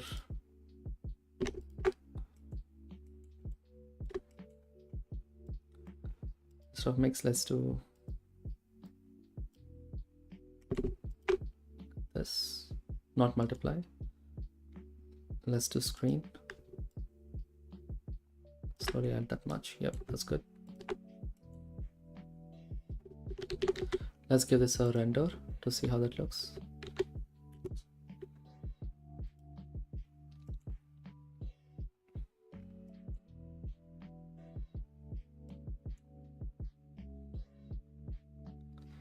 Yeah, now we are getting a little bit more icy feel. But yeah, let's see. So let's do a small poll. Good, bad, not poll. Let's not do any polls. Okay, now I think this is a good place where we can focus on something else. We need more surface imperfections. Okay, let's turn on the gobos. Or let's turn on the gobos and let's look at the plane maybe.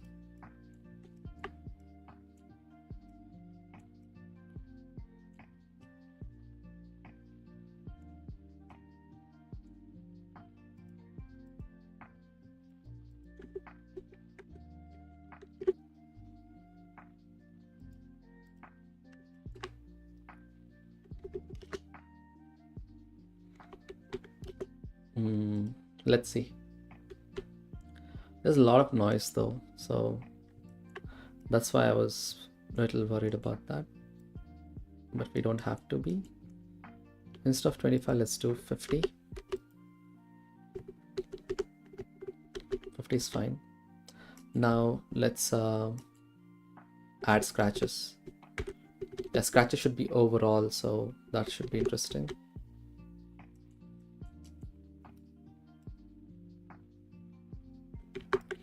So overall scratches is going to make it rougher, and also so for scratches I definitely want to import it from the previous shader. So let me go back, not eyes. Let's go to my tile kit. In tile master I have all the nodes in that notary. I want to do hair. I think it's called hair. Yeah. So now I can import the hair, but I'm going to delete everything that's not necessary. So yeah, I'm going to delete the dimension. Random color, I'm not. Let's delete the random color as well. We don't really need that. Height map.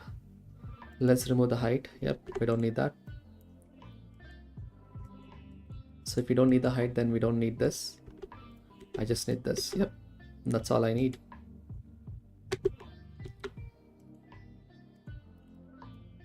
Except I need an input for this, so let's quickly use this one. Look at the hair. Yep, that is what. Except let's do 2, 3, and let's go inside and let's play with the detail.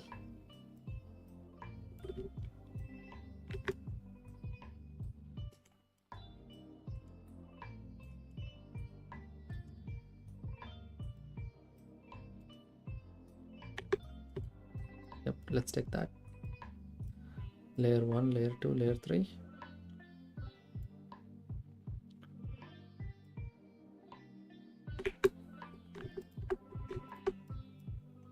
Yeah, let's also delete the cell vector from here. We don't need that. And dimension not required. Let's call this not hair. Let's call this scratches.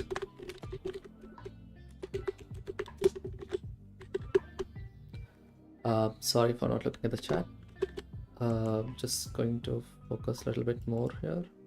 Let's do 10. For this, I think that is a good place. And let's increase or decrease the scale here.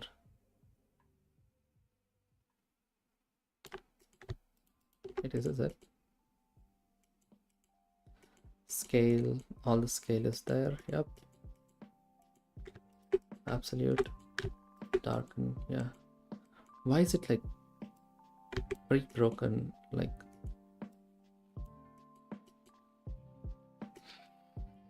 I'm sure I haven't done that though.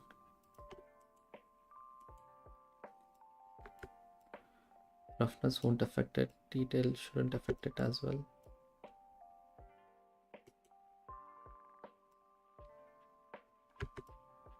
What is actually affecting this?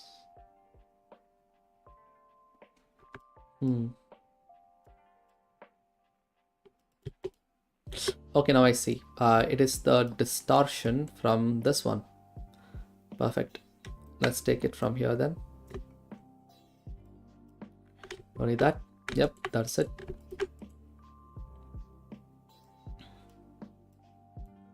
We have 3 different layers. We can take this. We can increase the detail to 3 maybe. Slowly increase roughness. Because when I look at some other renders, maybe. And go here. You see there are like streaks here and there. That's what, like, you see that? These weird looking stuff. This is what I'm trying to emulate right now.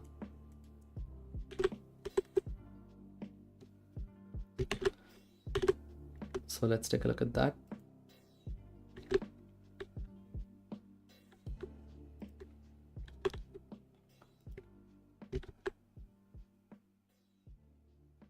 Cool.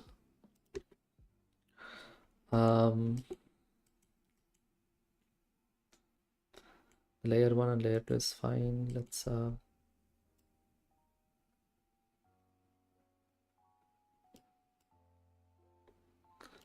give a detail value a little bit more. There's a detail of 5.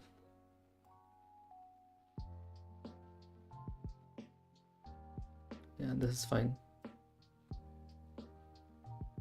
We don't need like another. Okay, let's just use this and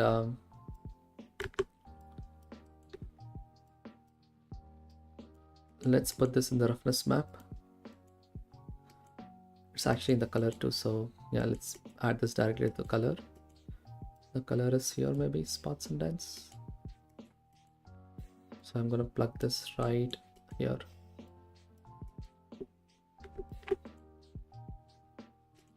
This is bump, so we don't need that.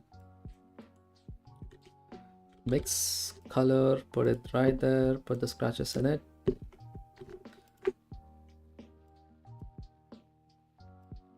Not multiply, let's just screen. Just a slight addition. Yeah, we need that really well here. Perfect. We nailed it, didn't we? One layer, we don't need it. 2 layers, threshold.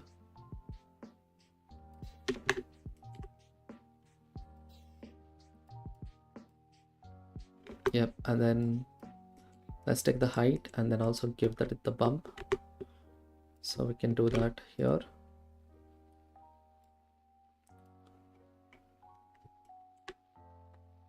We can do this very slightly, just a tiny value maybe. Let's just scale of 10.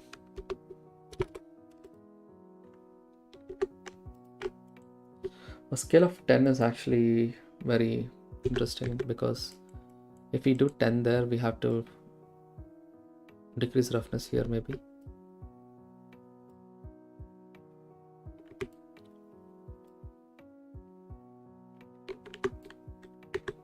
Scale of 5 seems fine. And yeah, let's also quickly make this 0.1. Yep.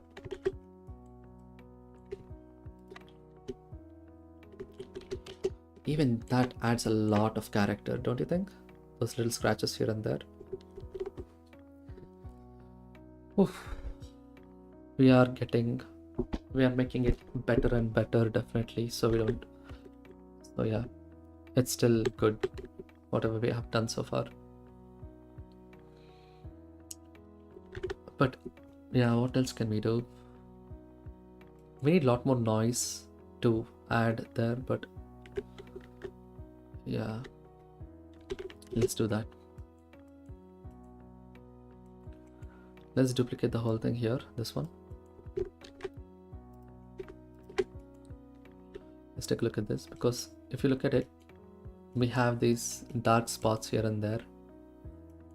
Yeah, right?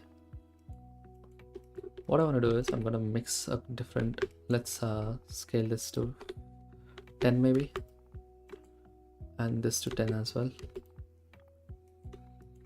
Let's do a mix of this one as well. Mix. Let's use the same colors that we got it here, like this one. Let's copy C, copy V, and the other one, Control C, Control V.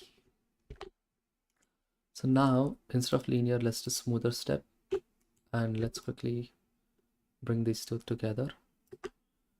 We can use this onto the color as well, like we can kind of influence our color channel just a tiny bit right before we add the cracks. Right here maybe.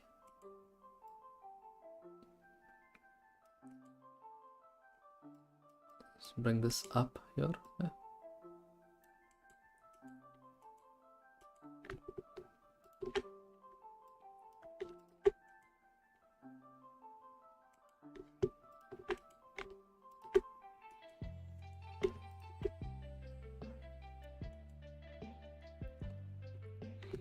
Let's do soft light right before this and plug our beautiful color here.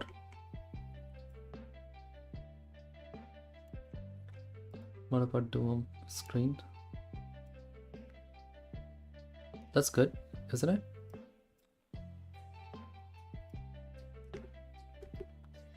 Just add that contrast. Oh.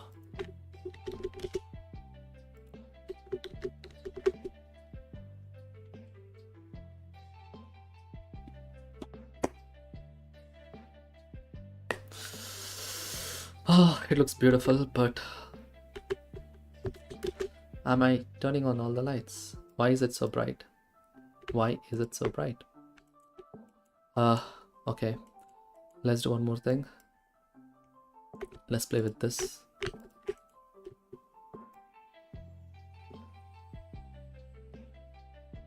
And let's bring this up.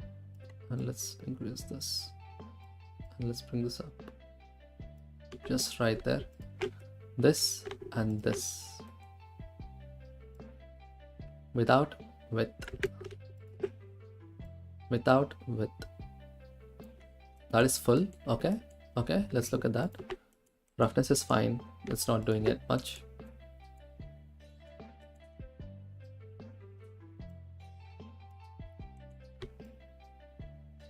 Just going to just add it like 0.2 maybe. 0.2 is good. Not too much, but you know, good enough to break the highlights. This is with all.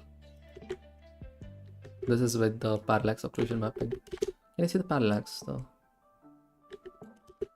Okay, that's not parallax. What's this? This was supposed to be parallax, right? Yeah.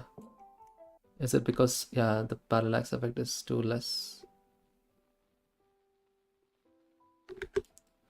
Let's do 0.2, 0.1 maybe.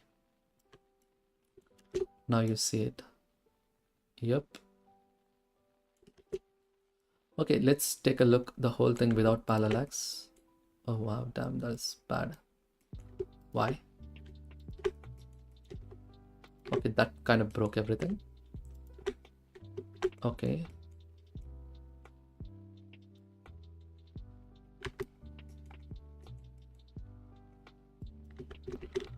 I'm going to quickly do something. Come back.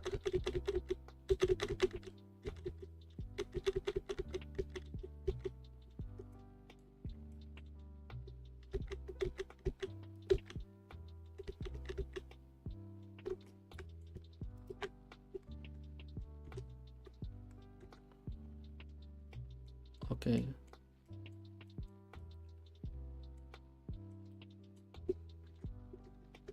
Interesting.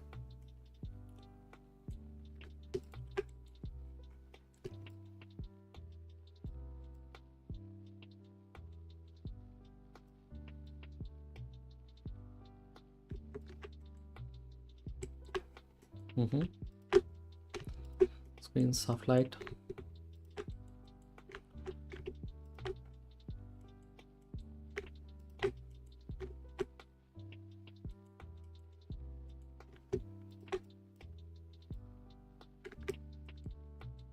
Okay, interesting. That is all right.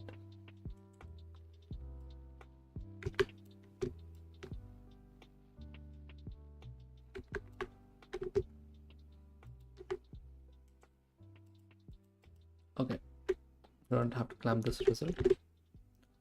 I do like how this looks so far, except I think we should change the lighting to make it look better. So let's play with the lighting, you know, why not? Right now the rotation of that light seems to be too bright. I mean, it looks good, but it's too bright in my opinion. Look at this. Don't you think? It is still beautiful nonetheless. It's just, yeah. Let's add the gobos. I don't know, what do you guys think? And also, right now they're still smooth. Let's give another shot of a render. Let's do 500 and let's do full render. Let's just wait for it. I also want to look at how much better this can get. Like, see this bright spots, we have to remove all that. And which color management am I using? Punchy? Nope. None.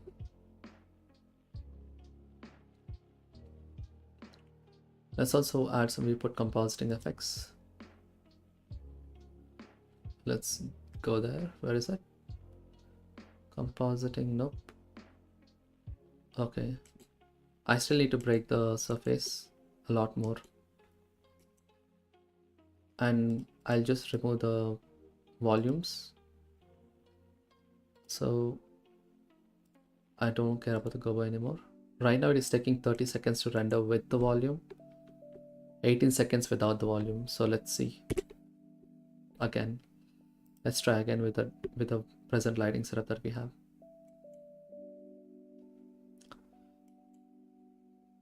Oh, I really love this edge. But yeah, I want like a little bit more here and there, like snow, you know.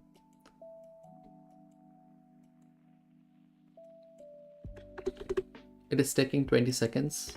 Not bad, not bad. Hey, Luxor. Oh, Martin, yep, that is the thing. Parallax occlusion mapping is what I was trying. I'll show you what I did with the parallax. Can you see this? There's slight parallax here, but let me quickly increase the parallax effect to 0.1 maybe. Right about that. Yeah. There's definitely parallax, but my plan is to, once I complete this, I'll duplicate the whole node tree and do the parallax. But yeah, this is like a base parallax that I have at the moment, which is fine too. Like, you know, it's not that bad. But what if we do this whole setup in parallax, right?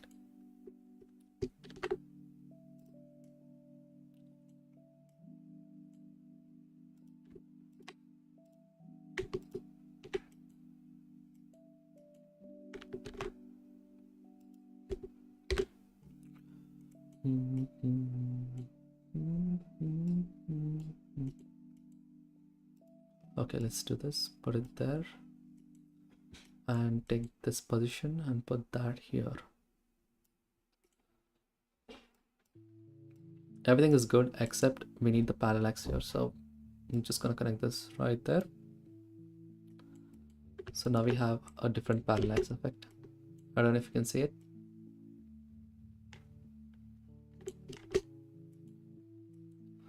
Why does it look that way?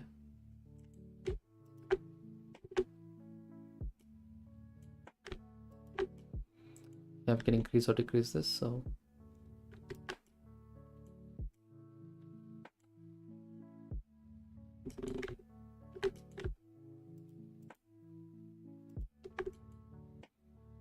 yeah.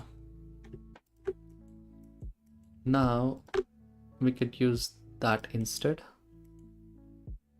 as our parallax.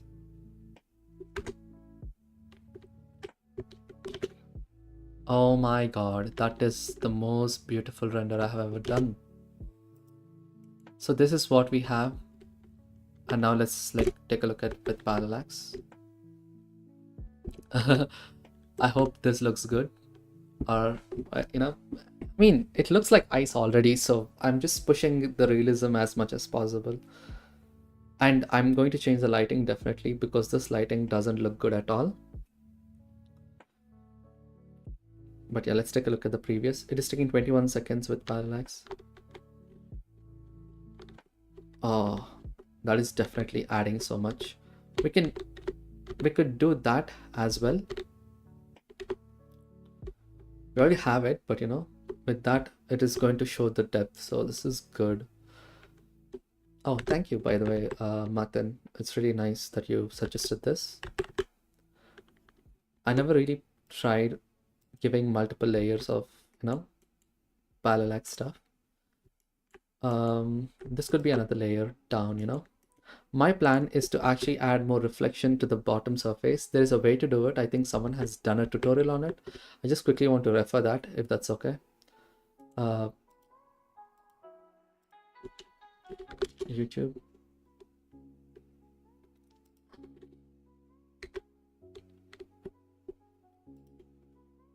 Should make sure.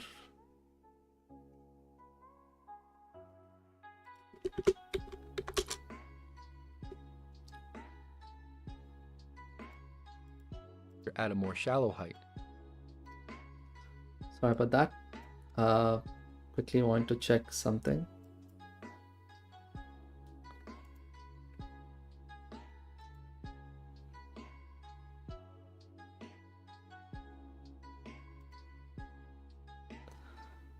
Yep. Just give me 2 minutes. I'm doing something.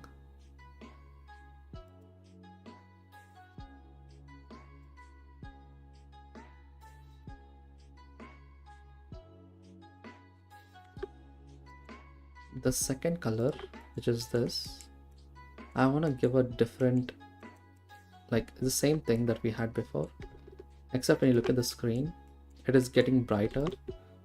So let's use RGB curves.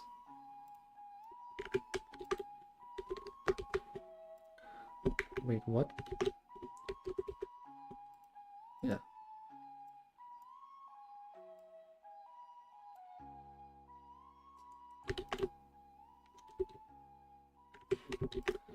Let's also vector math scale this down slowly.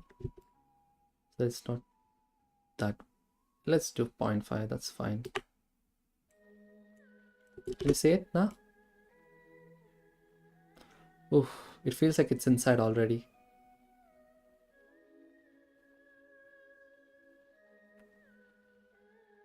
But yeah, instead of 0.1, let's do 0.5.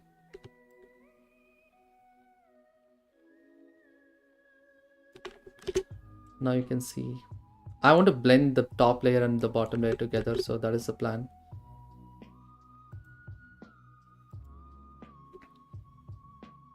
Let's wait to do the refractions as well, so.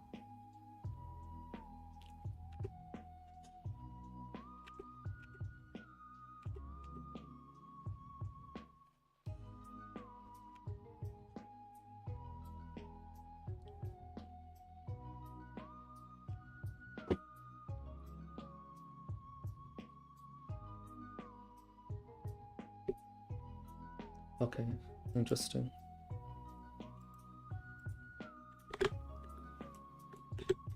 I'll do one thing. According to them, there's a tutorial that they did it. So for Parallax, they're also doing something very interesting.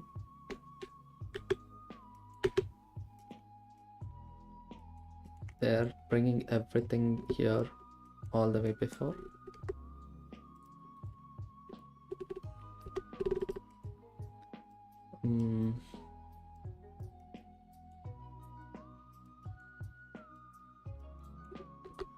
This will be interesting once I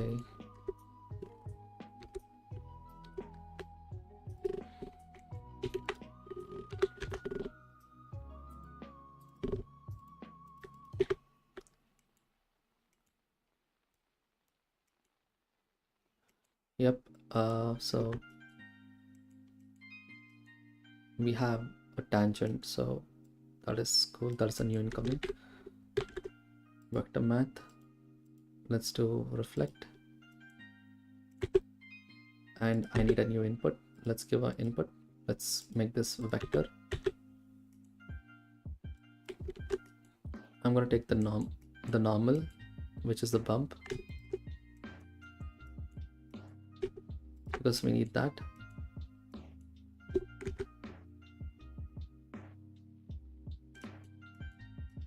Let's bump this one.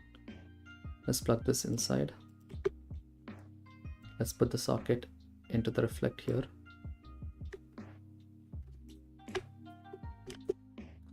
Apparently that will help, but I don't know. Let's take a look at that. If it did anything, I mean. Okay, that is not. Oof. Let's take the parallax again. Alt S.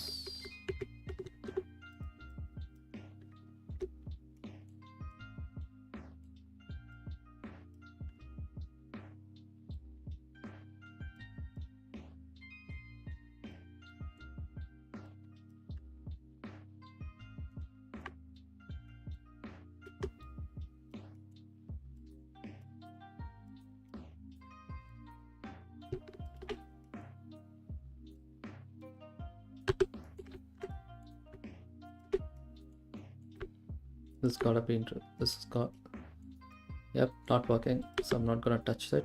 Let's just use whatever we have. Remove this socket. I'm still okay with how this looks at the moment. It's just, if there is anything that I can improve, I do want to try that.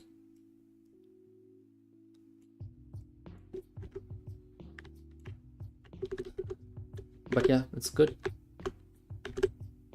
With what we have done, I think it looks good. Let's improve the lighting and let's fix some.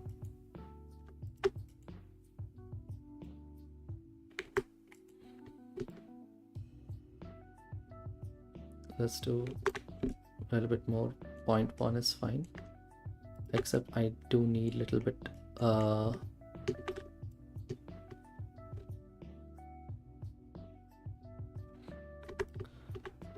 let's take a look at this.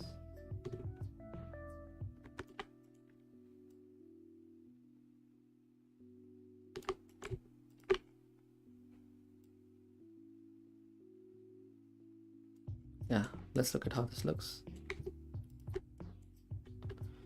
Yep, the light is passing through it. It's all good, I guess. Now my plan is to light this better and we can do a final render.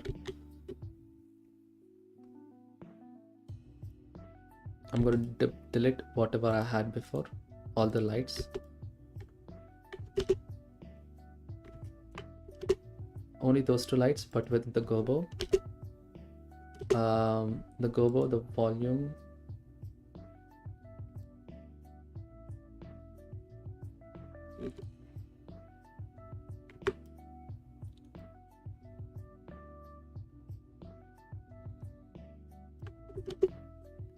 You see that? I'm increasing spot size, but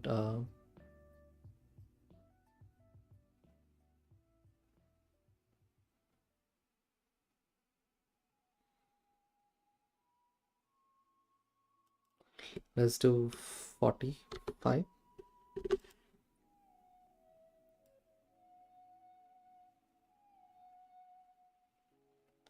I don't want this to be too much, so let's do 10, or 5 is also fine. It does break some things, but you know, I'm going to do something. I'm gonna add a little bit more bump to this, and we can, you know, that'll be good. Different bump maps, and we need lots and lots of rim lights, because towards the edge I can't even see anything that's happening. It's kind of merging. So let's add some rim lights.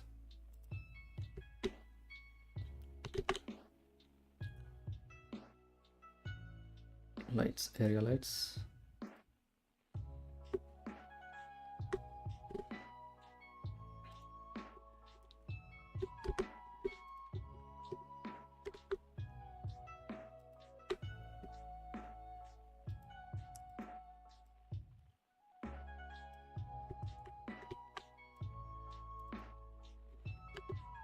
Let's do 20, and let's do this as an ellipse.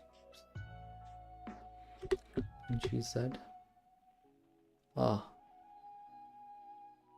that is nice.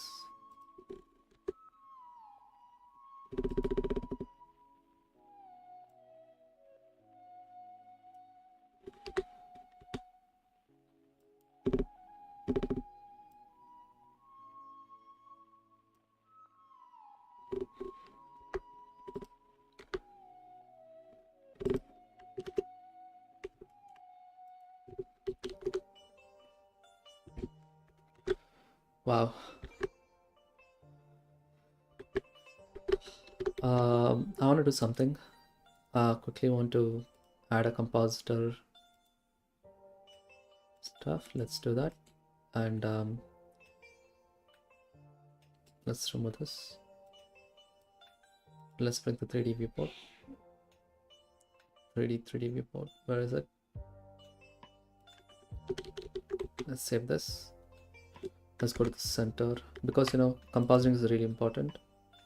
Let's go to shed. editor, and let's turn on the camera. I might have node groups.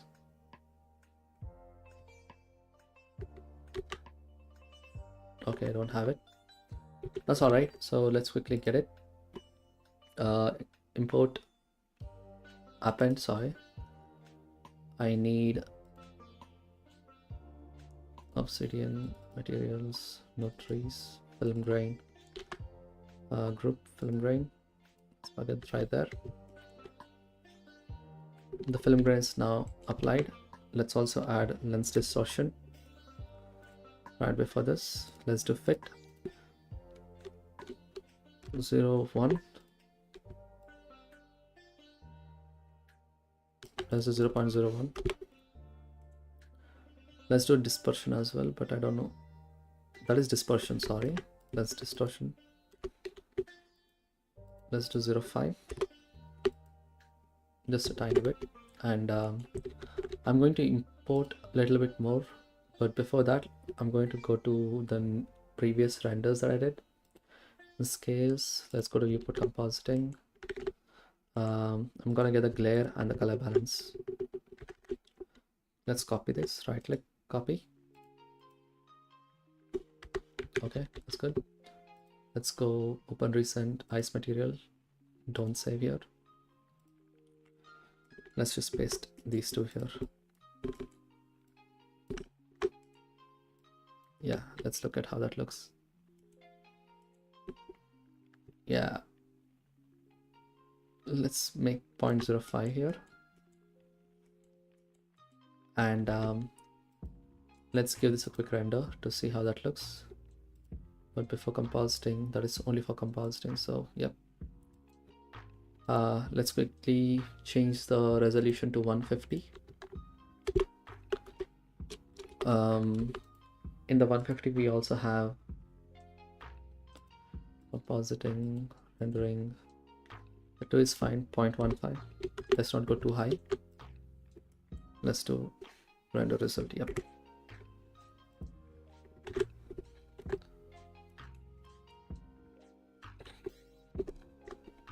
So yeah, this is going to be an interesting one once rendered. I'm also doing high quality render. There's a little bit of issues there that I want to fix, but you know, this is a pretty decent ice material, I feel.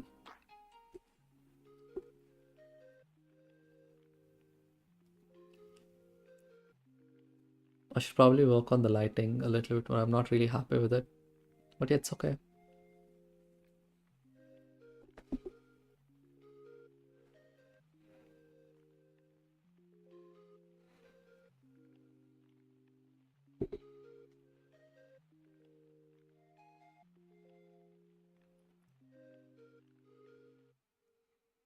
Yeah, let's look at this.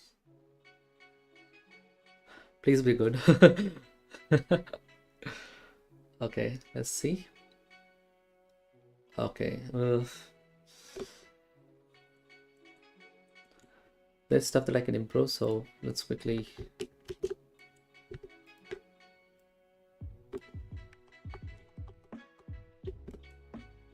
Let's go 0.2 again.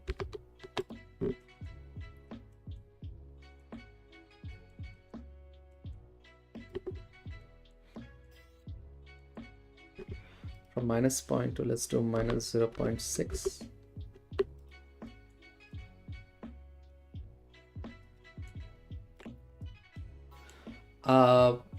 I need a better way to give rim lights. Once I do that, I think we are good. Image save as. Let's do render folder. Let's call this. Oh no.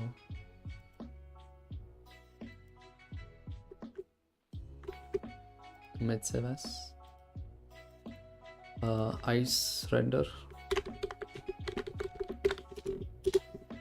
Okay.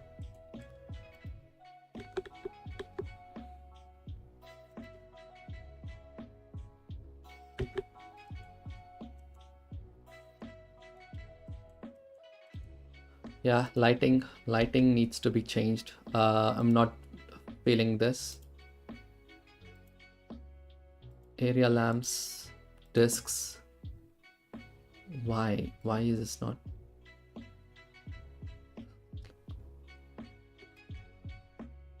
Should I put object and say use nodes? DC. Yeah, let's do gradient.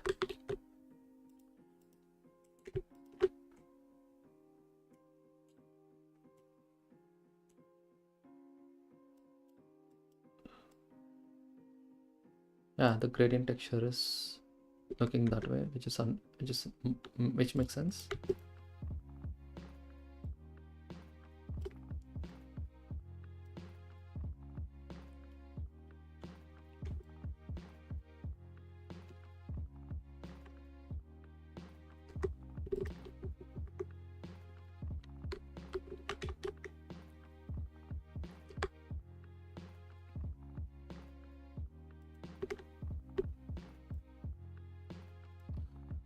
Okay.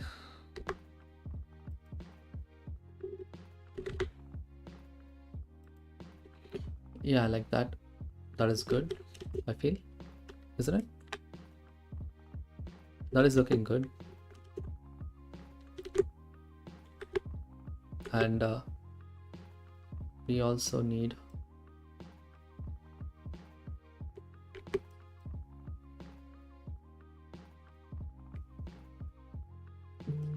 yeah, that's fine.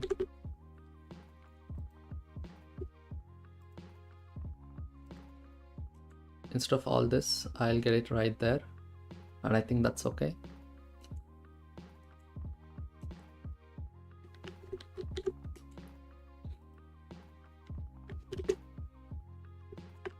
Let's also look at the rendered view. I like the noise in this, but it's definitely not gonna look the same once everything is resolved, so that's not at all a problem. Let's look at the denoise output.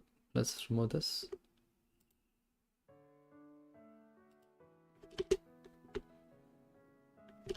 And also let's take the camera and no.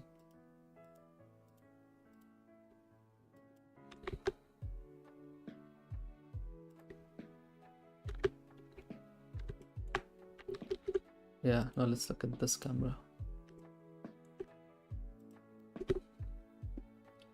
I do like this. We won't see this much brightness in the final render, but it's a good thing. We're able to see that. In the final render, it'll be really subtle. One other thing that you can be sure of is, let's do this. Viewport compositing. We turn on the slide.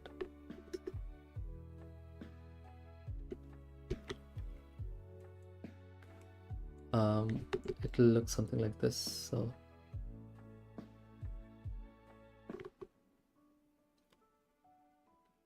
I think I can manage that. Yeah.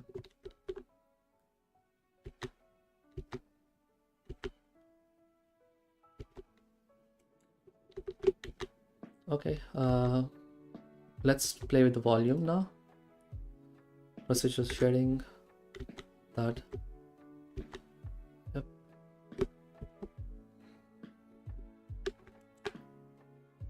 Volume a dot.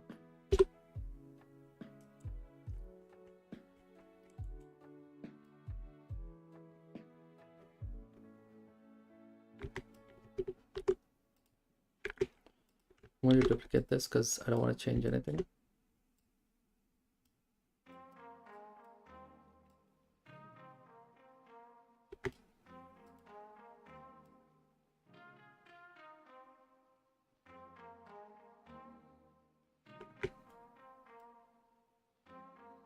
Okay. It looks monochromatic, but I think I like it that way. So let me give this another quick render. There we go. Now let's see. Okay. I like the fall off. Decent.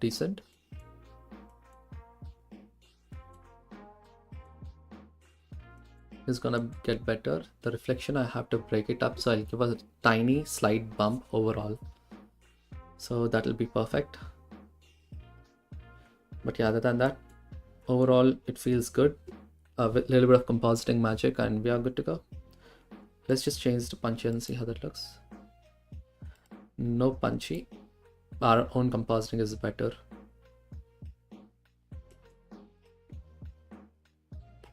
If it's too bright, we can change it, but I think it's important so that we can see the reflections and the surface imperfections. I can give more surface imperfections too. But yeah. Is the music okay? Or like I'm overpowering it? Okay, let's look at this. Oof, that's a beautiful render. I even like the noise which we got. The noise is a custom made tool that I did. So yeah. Let's save this. What do you guys think?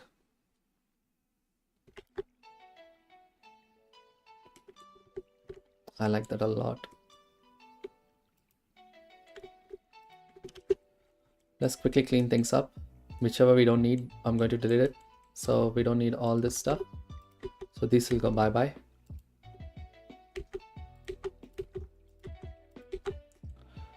The Parallax occlusion stuff we can get inside.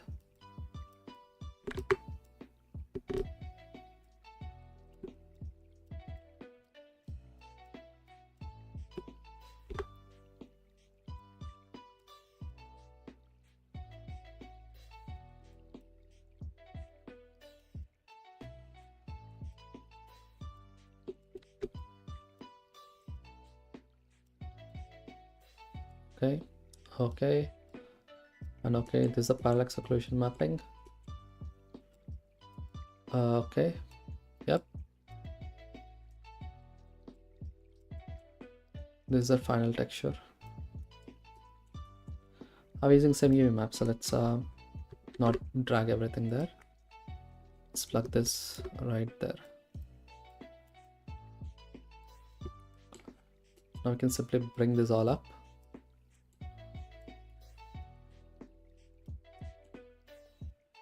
This is transmission. That's okay.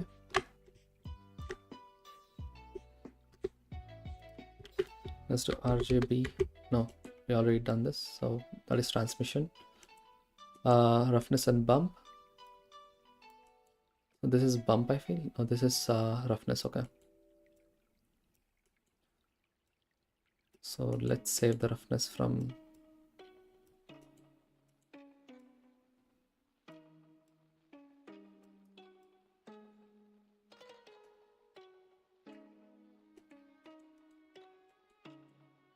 Let's bring the displacement there. Control J. The bump.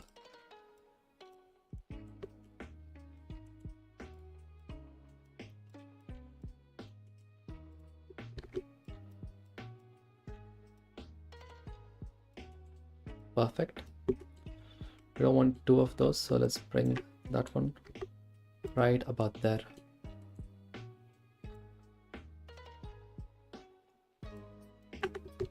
This is not the same.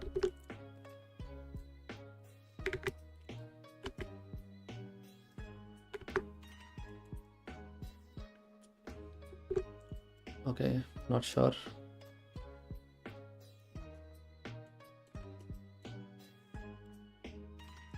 This is our height map, so perfect.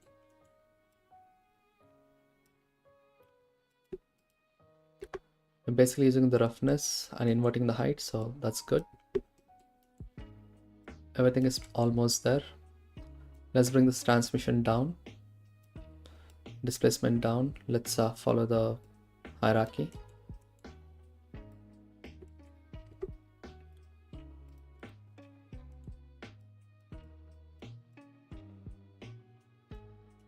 That's good. Roughness, normal. Let's rename this parallax occlusion mapping.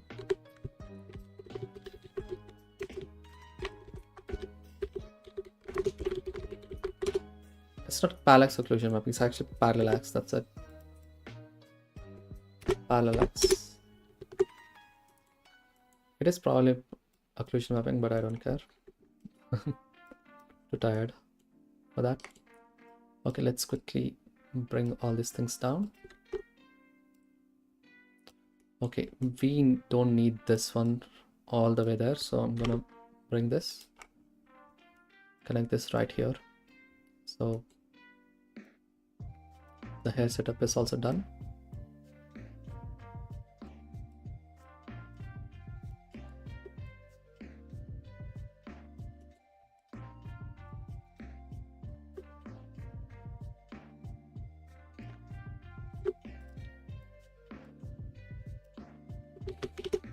The more surface imperfection maps, the better, but you know, this is all right. Of course, the distortion is a lot, so let's quickly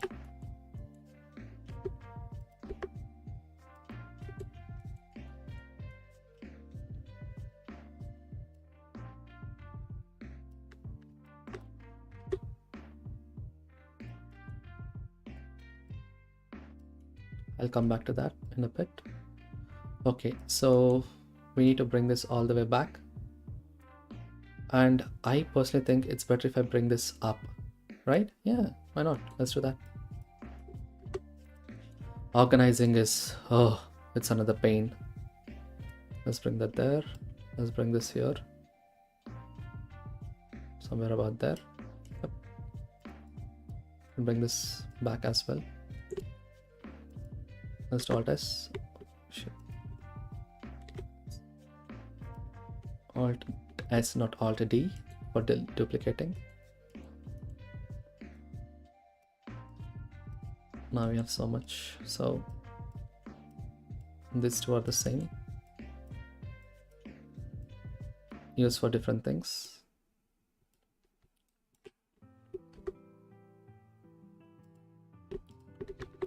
Sorry about this, but yeah.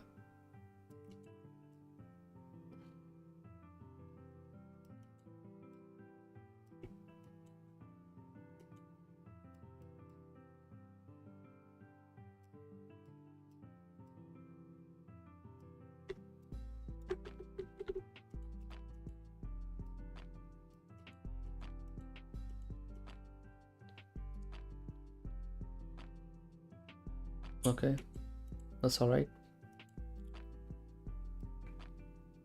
You can put it right there. And the spots and dents, I personally think it's better if you do it this way.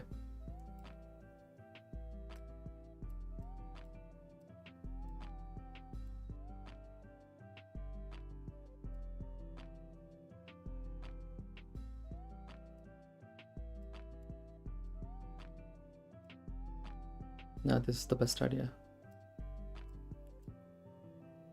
Bring this closer actually.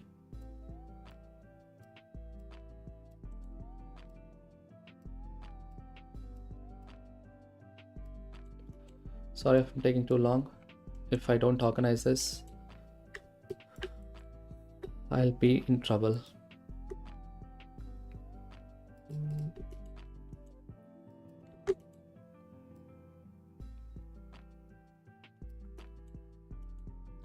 Okay, question, should I put it up or down? I think down is best.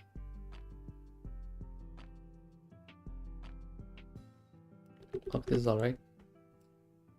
PLX there. Everything else, we can move it in front. Reason I'm doing this is because now if I have to group this into one node setup, this will be easier. Finally, I can also do one more thing.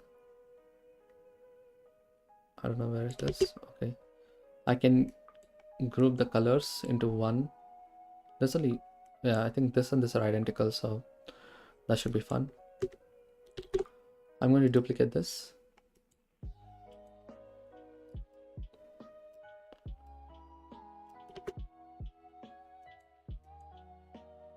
I'm going to call this ice group.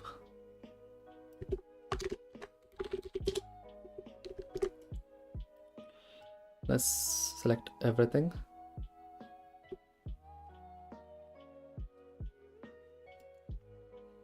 Should I group it? Oh god.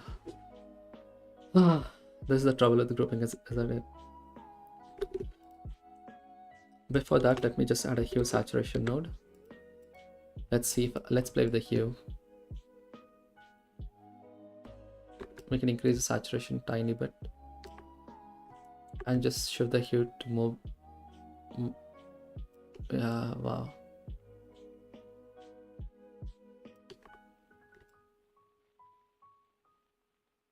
I mean, everything works actually. This is fun. We can actually match these colors too. How do I do that?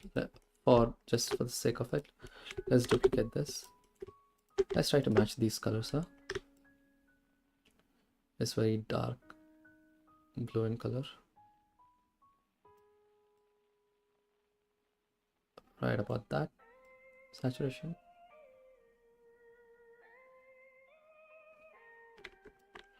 With this, let's take our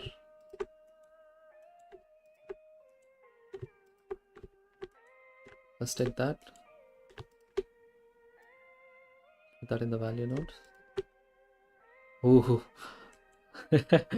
Did I just like this is literally the same. Okay, that's fun. Let's look at this. That is fun. How it'll behave in the realistic scenario. Yeah, I'm also very interested. Explain notes as you go. I try to explain as I go, but then this is more of a product, so trying to just do it, because if I make a tutorial of it, you can understand like how complex it gets, right? But yeah, if you look at the node trees, this is the reference ice. Okay, let's quickly remove this, or like this is the reference and this is what we made. Except now I feel that there's so much difference between them because like the values in per cell is changing. We could do that. Let's do the ice group. Let's also save this. In ice group, what I'm gonna do is take this one, take one of those, separate XYZ.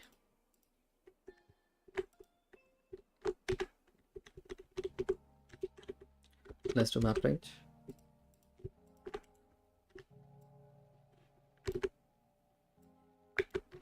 Let's do smoother step.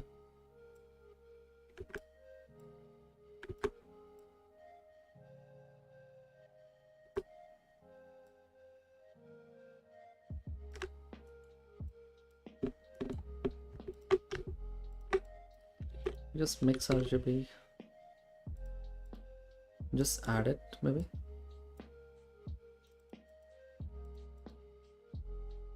Screen, yeah. What's the value?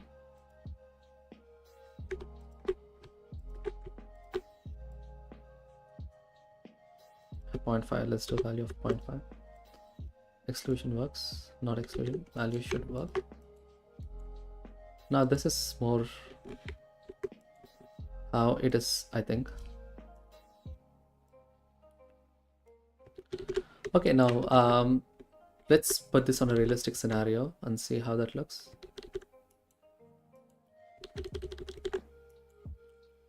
Let's turn off all the objects, lights, cameras, and gobos. What is this area light doing here? Where is that? Okay, let's put that in lights. Yeah, why not? Let's create a new collection. Let's call this scene. Let's add a plane, a scale, that maybe. Let's put a camera. Let's add a camera and let's call this the main camera. Scene cam. GZ.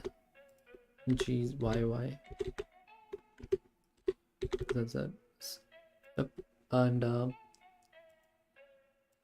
let's do 1920 by 1080.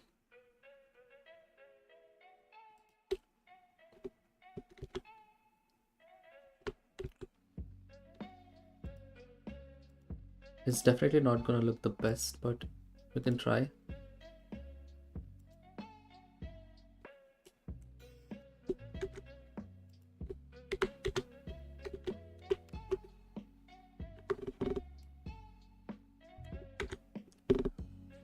Have to scale it, I guess. So let's go to the ice group.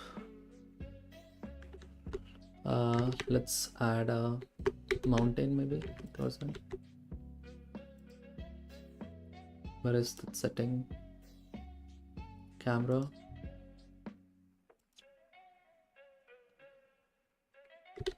We need a light.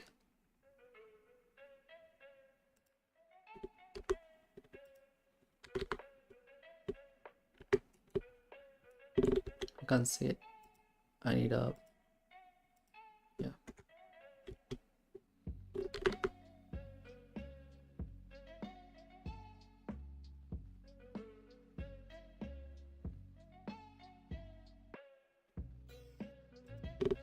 Let's quickly turn off the,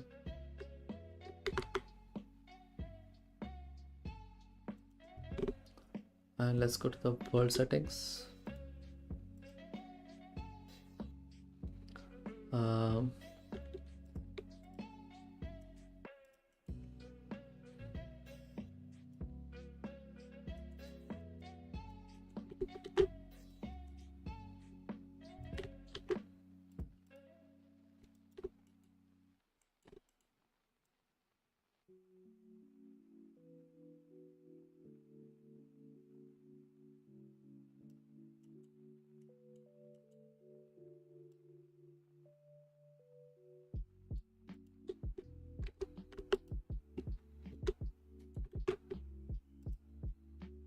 Let's do sky texture maybe.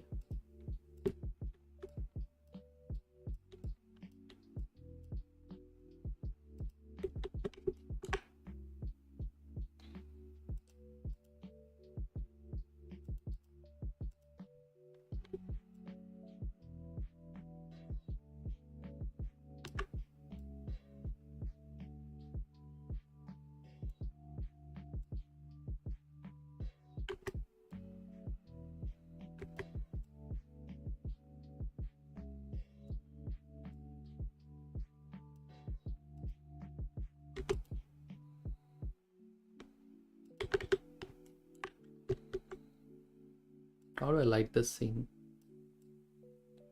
I think it's best if we just stick to realistic lighting.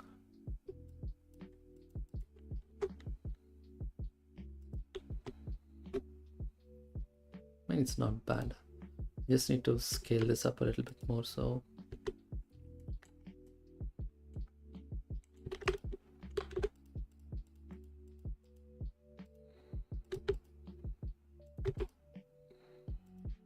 yeah.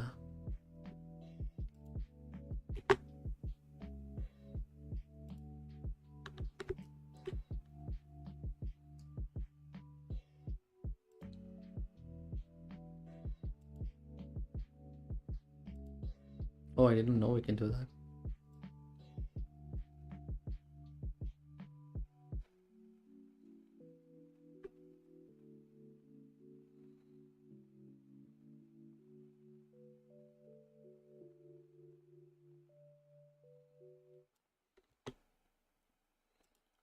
Let's run this real quick.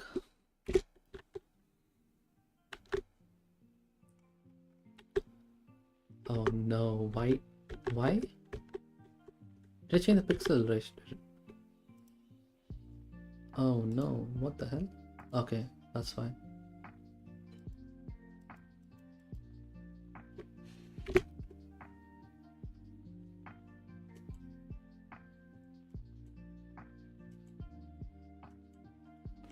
Yeah, we can play with the roughness, but yeah, now I can see we have to change the values here.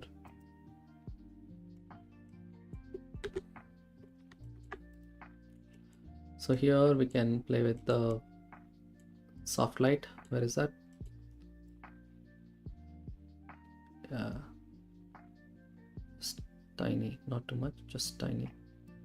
And let's also play with the parallax. The parallax is the main one.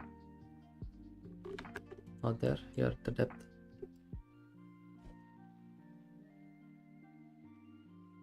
Just a 0.1. Where is the depth? There you go. Yeah, and then roughness can be changed in our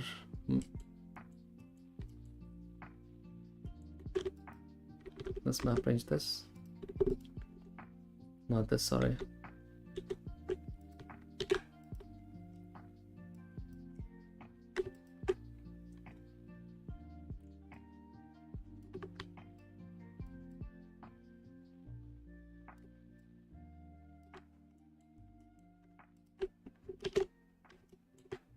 Yeah, I like it. There's also parallax, so it looks good. But except like this one, we'll just fix that.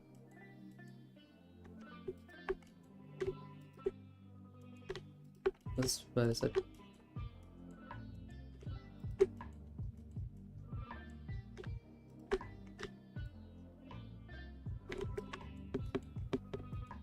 I think I have a mask for that. Where is it? Is it this one? No. This one, yep.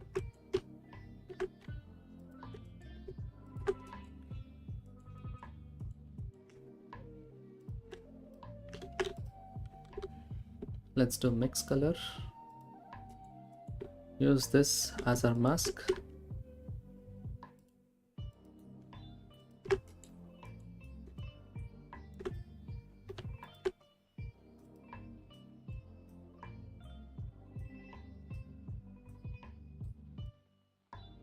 Something about that.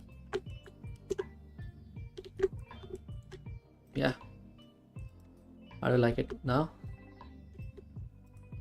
let's take a look at this and also camera. Yep, render.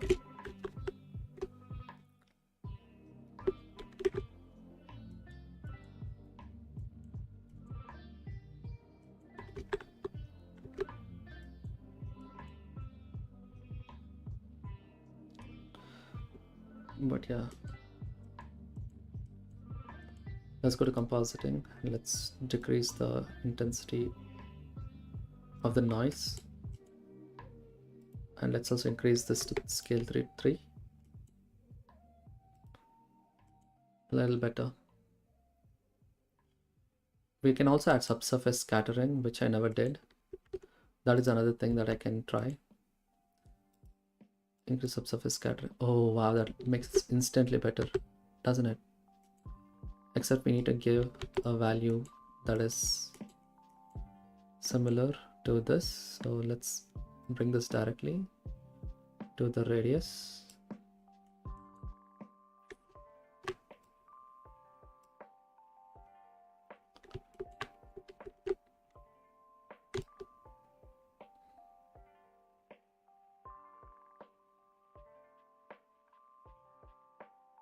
Let's do 0.1. I don't know how this will look with the other setup. Let's do camera, lights, turbos.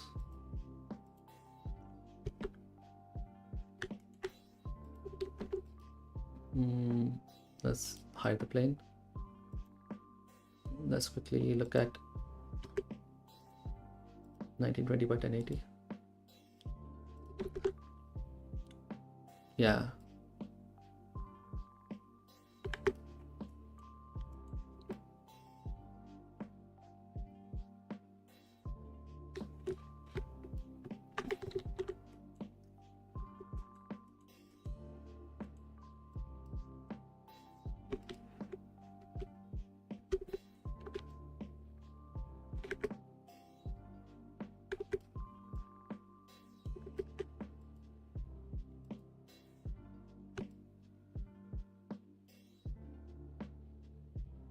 Yeah, this is fine. It's working, but also let's quickly change the scale back to 1 and decrease the other stuff. And also that's why I think like we have to play with the texture itself. But yeah, I do like this. Let's look at this one. Oh, so much. So definitely there is.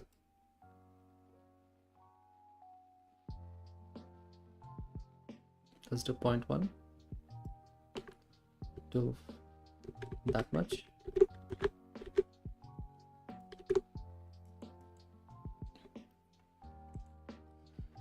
We also gave subsurface scattering. Let's do tiny amount so that it does look fluffy, but not enough to question our sanities. Yeah. Let's do 0.01, 0.05, 0.07 maybe.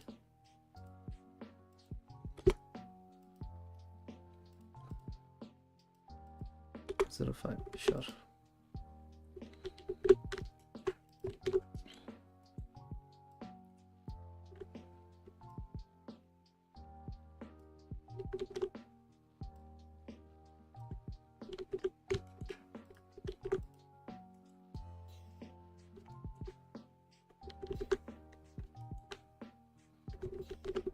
That's it.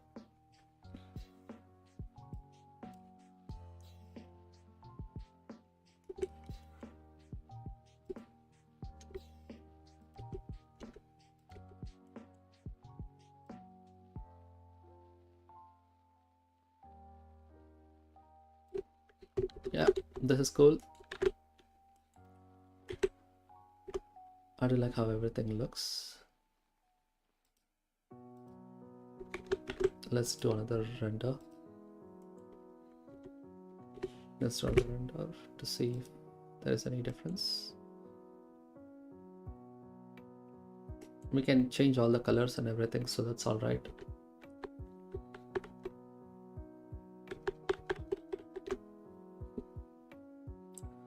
Wow. Okay. Let's go to color management. AJX none, that's all right. Did I not turn on the gobos, or what was the reason that this is not looking how we had before? The gobo is fine. Volume is, oh yeah, I forgot about one other main ingredient. If you go back to our world settings, we have to change our lighting there. Yeah, that's the one. I was thinking, why is it looking dark from that time onwards? So, but yeah, this is it. It looks more icy now because we added subsurface scattering, but it all comes down to, yeah, I think that's all right. I'm really happy.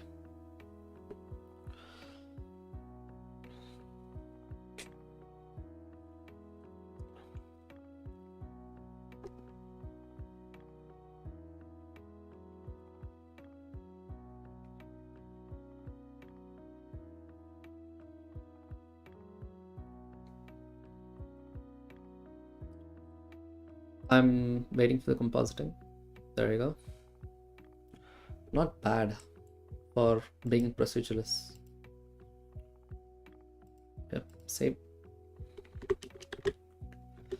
Okay, now let's get back to our main objective, which is grouping this. So let's group this real quick.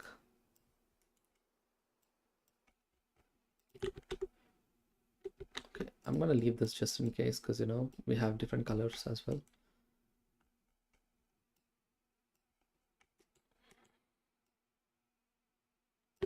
Control G.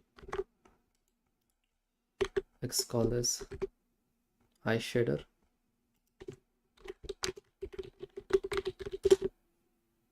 Cracked eyes, yeah.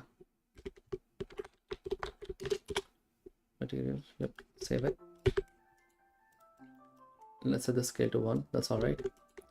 Let's use combine XYZ and set this to 1 and this one to 0.65.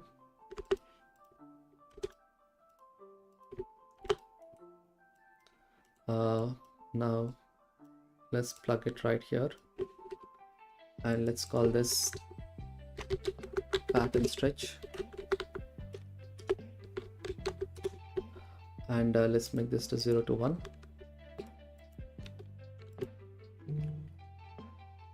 And let's do factor instead.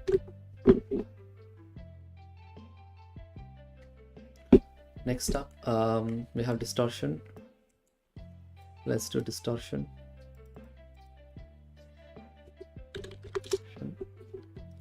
Let's leave everything else to the same.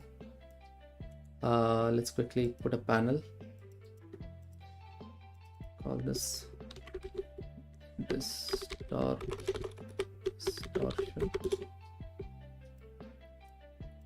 distortion amount,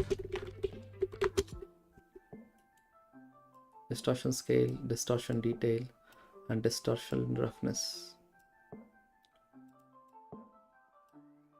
Scale, detail, and roughness. Perfect.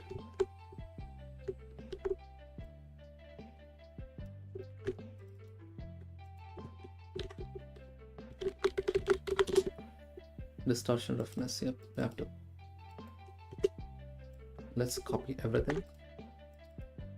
Let's paste it here. Let's paste it here. Okay, that is distortion done. Next up, we have, let's look at this shader.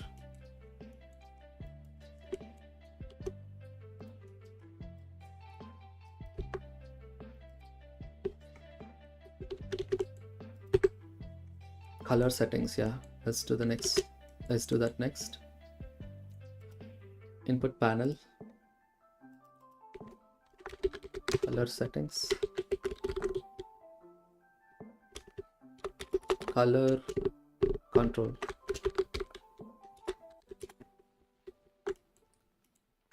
Let's give another group input. Let's put this right here. Let's control 1 and 2.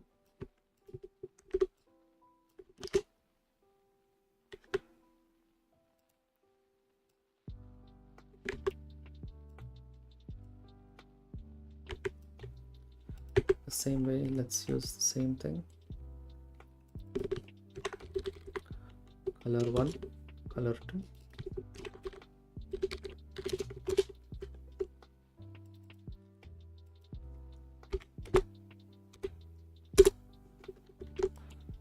This is spot color, so let's put another color group input.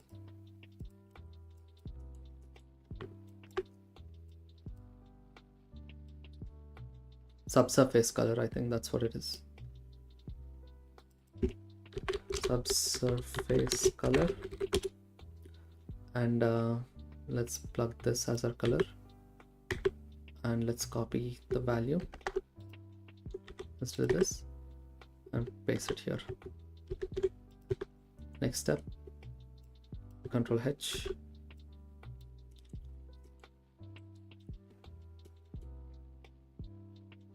Is this distortion and the distortion same? 2547. 2547. So let's put another group input. Distortion amount is there. Distortion scale, distortion detail, distortion ratio. Control H. Parallax depth, yep, parallax depth. Control H.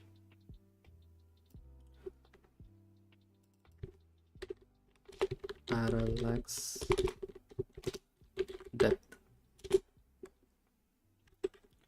Sorry if I'm not checking any messages, just white in the, this is fine. That's fine. Let's just do this. Parallax depth.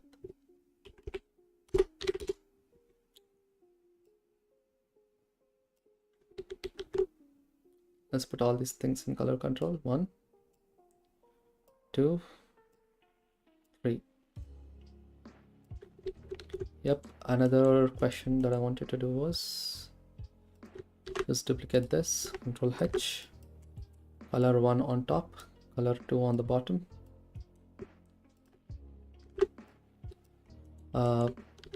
Parallax contrast.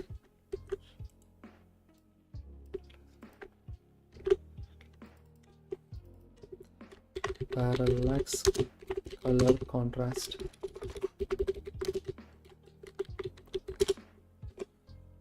Parallax brightness. Okay, let's do that as well.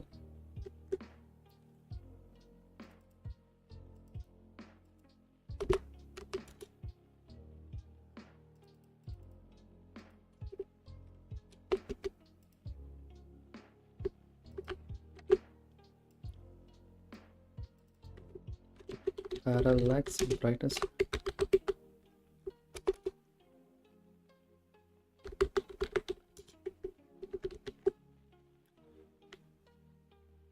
That's the factor. 0 to 2 maybe. Yeah, we can make it.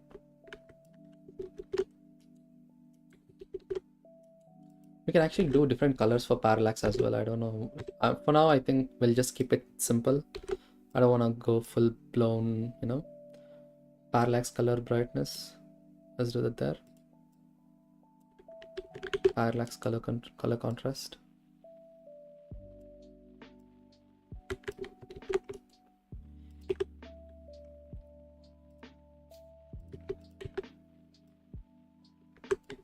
Okay, that's all right.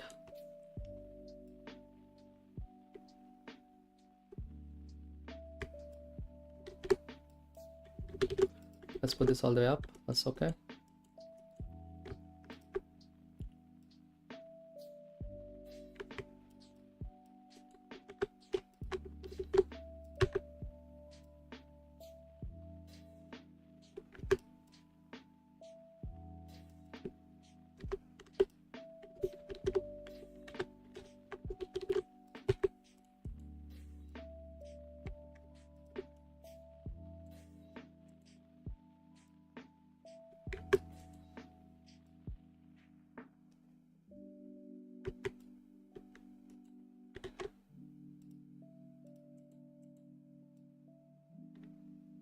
What is this called?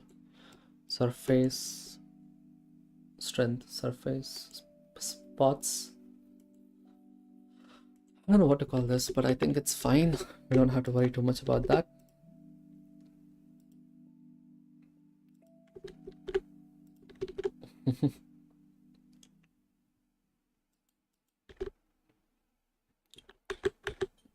Three hours. I think we can just call this a day, but I'm just gonna quickly, let's make this 0.25 instead.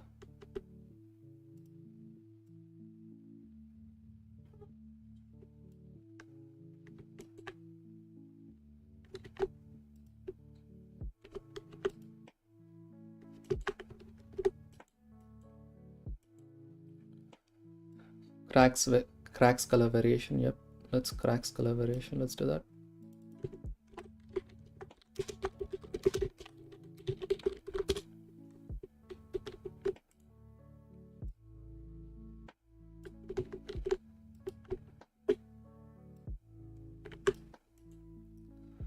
Spots, large spots.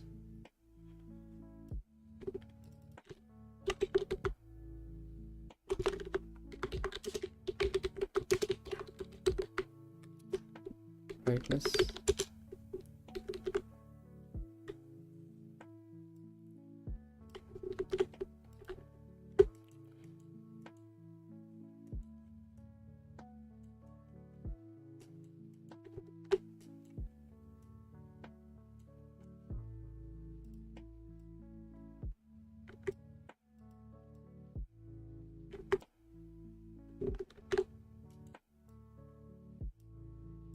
Color 1, color 2. Okay.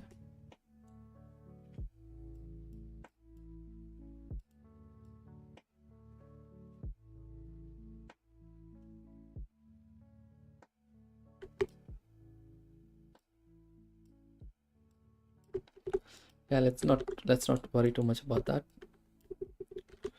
Control H this, put that there. Okay, anything else?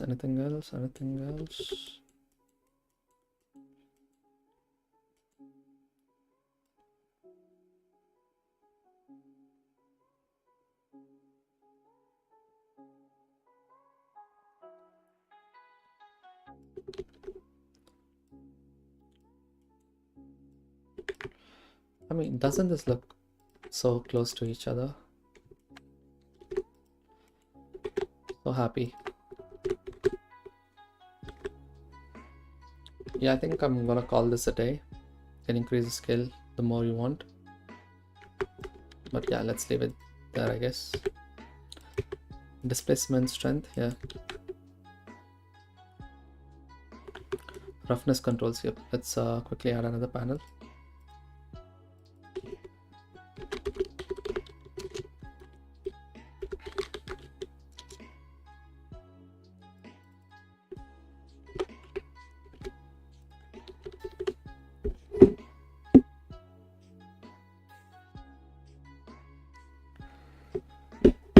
I don't know if you guys can see me because it's super dark here.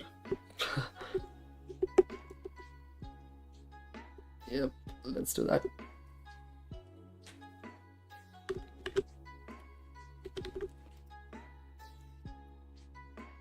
I don't want to do anything here. That's okay. I'll remove that.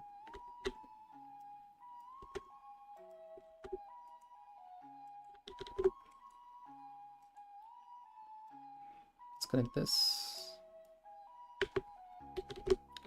Roughness control, so let's put group input.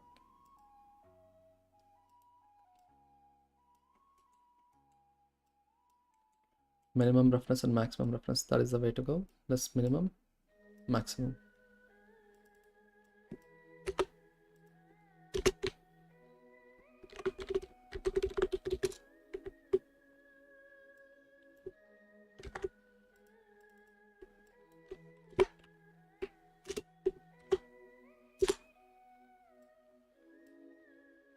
Minimum roughness, maximum roughness, perfect.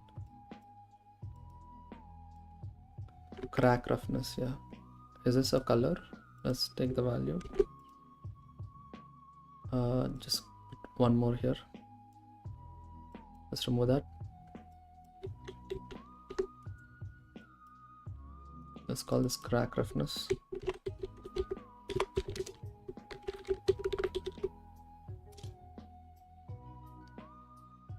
The default value being that much. 0 to 1. Let's change this factor. Factor 0 to 1.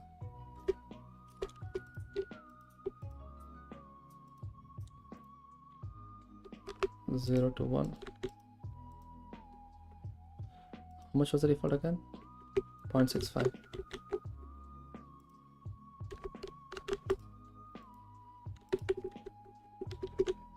Let's make this factor again. Factor 0 to 1.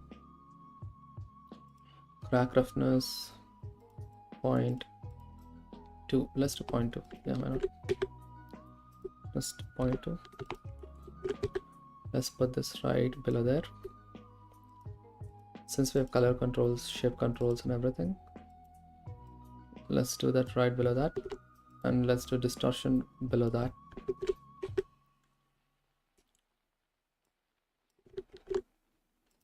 I think I did it.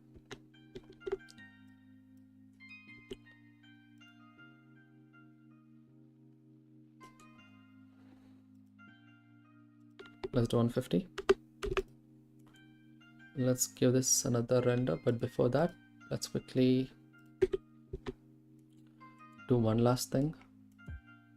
Cracks color variation to this. Not cracks, sorry, it's not cracks color variation. Crack roughness to that.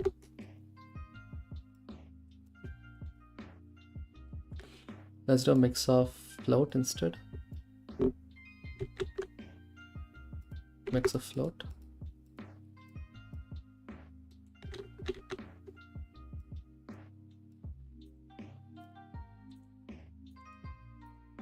Crack roughness.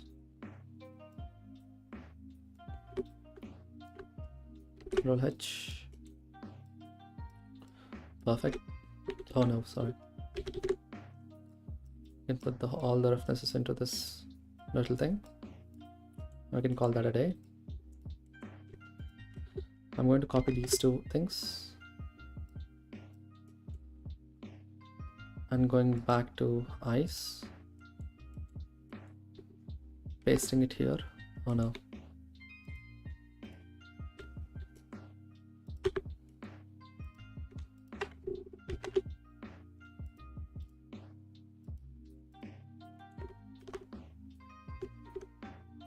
Okay, that's weird, but yeah, it's okay. I'm still going to leave it.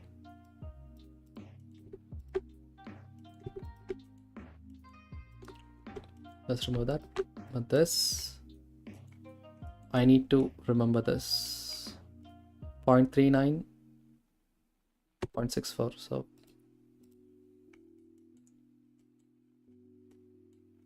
Shift A, HSV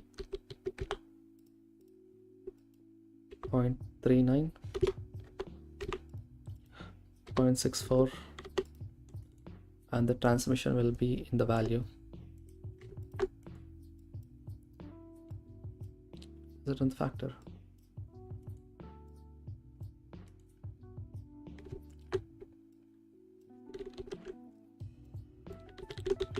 Cool.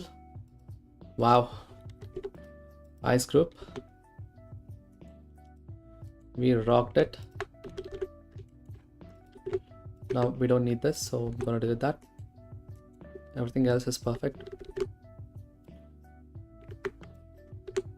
Perfect.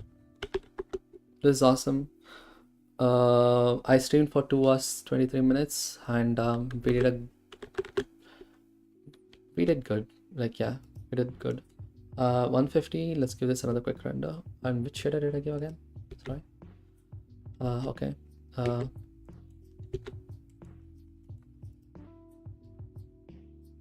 That's, wait, is this cracks color?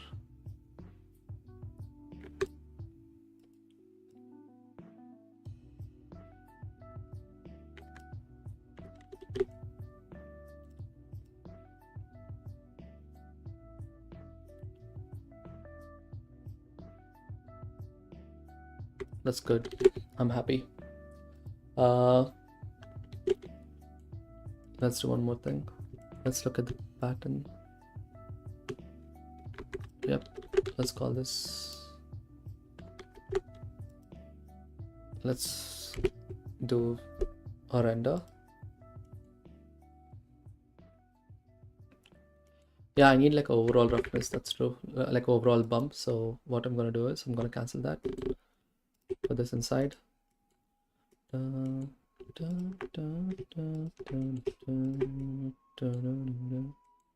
Okay, it's right here.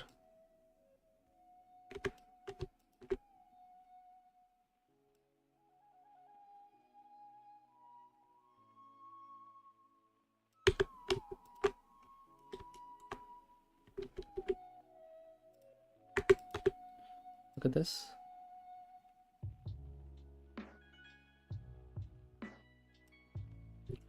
Yeah, I think this is what's missing.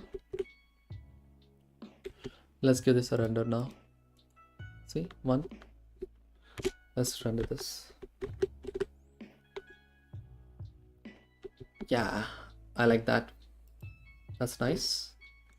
Now we don't have that ugly looking stuff.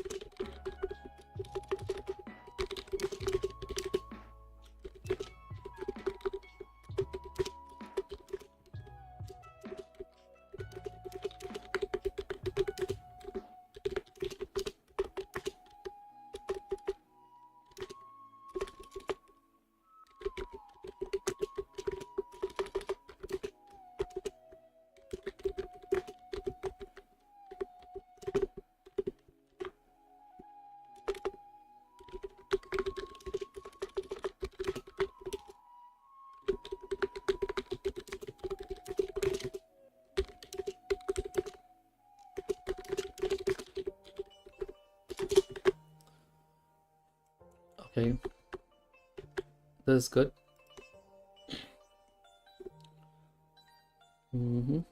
Let's look at this. Almost there, almost there.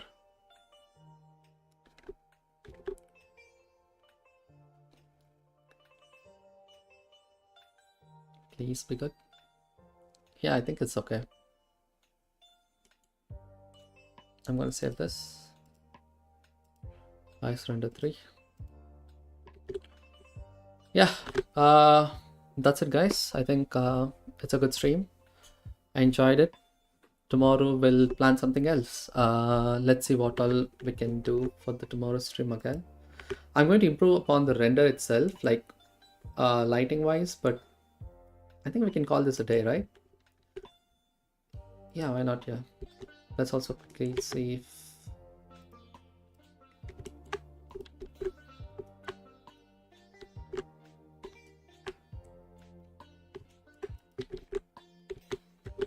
yeah, this is good. So let's do a vector maths scale twice. Yeah, I'm going to render that at 1.5, maybe 1.5. Yeah, that should give another nice looking render. But yeah, this is it, guys. I'll see you tomorrow. See ya. Bye.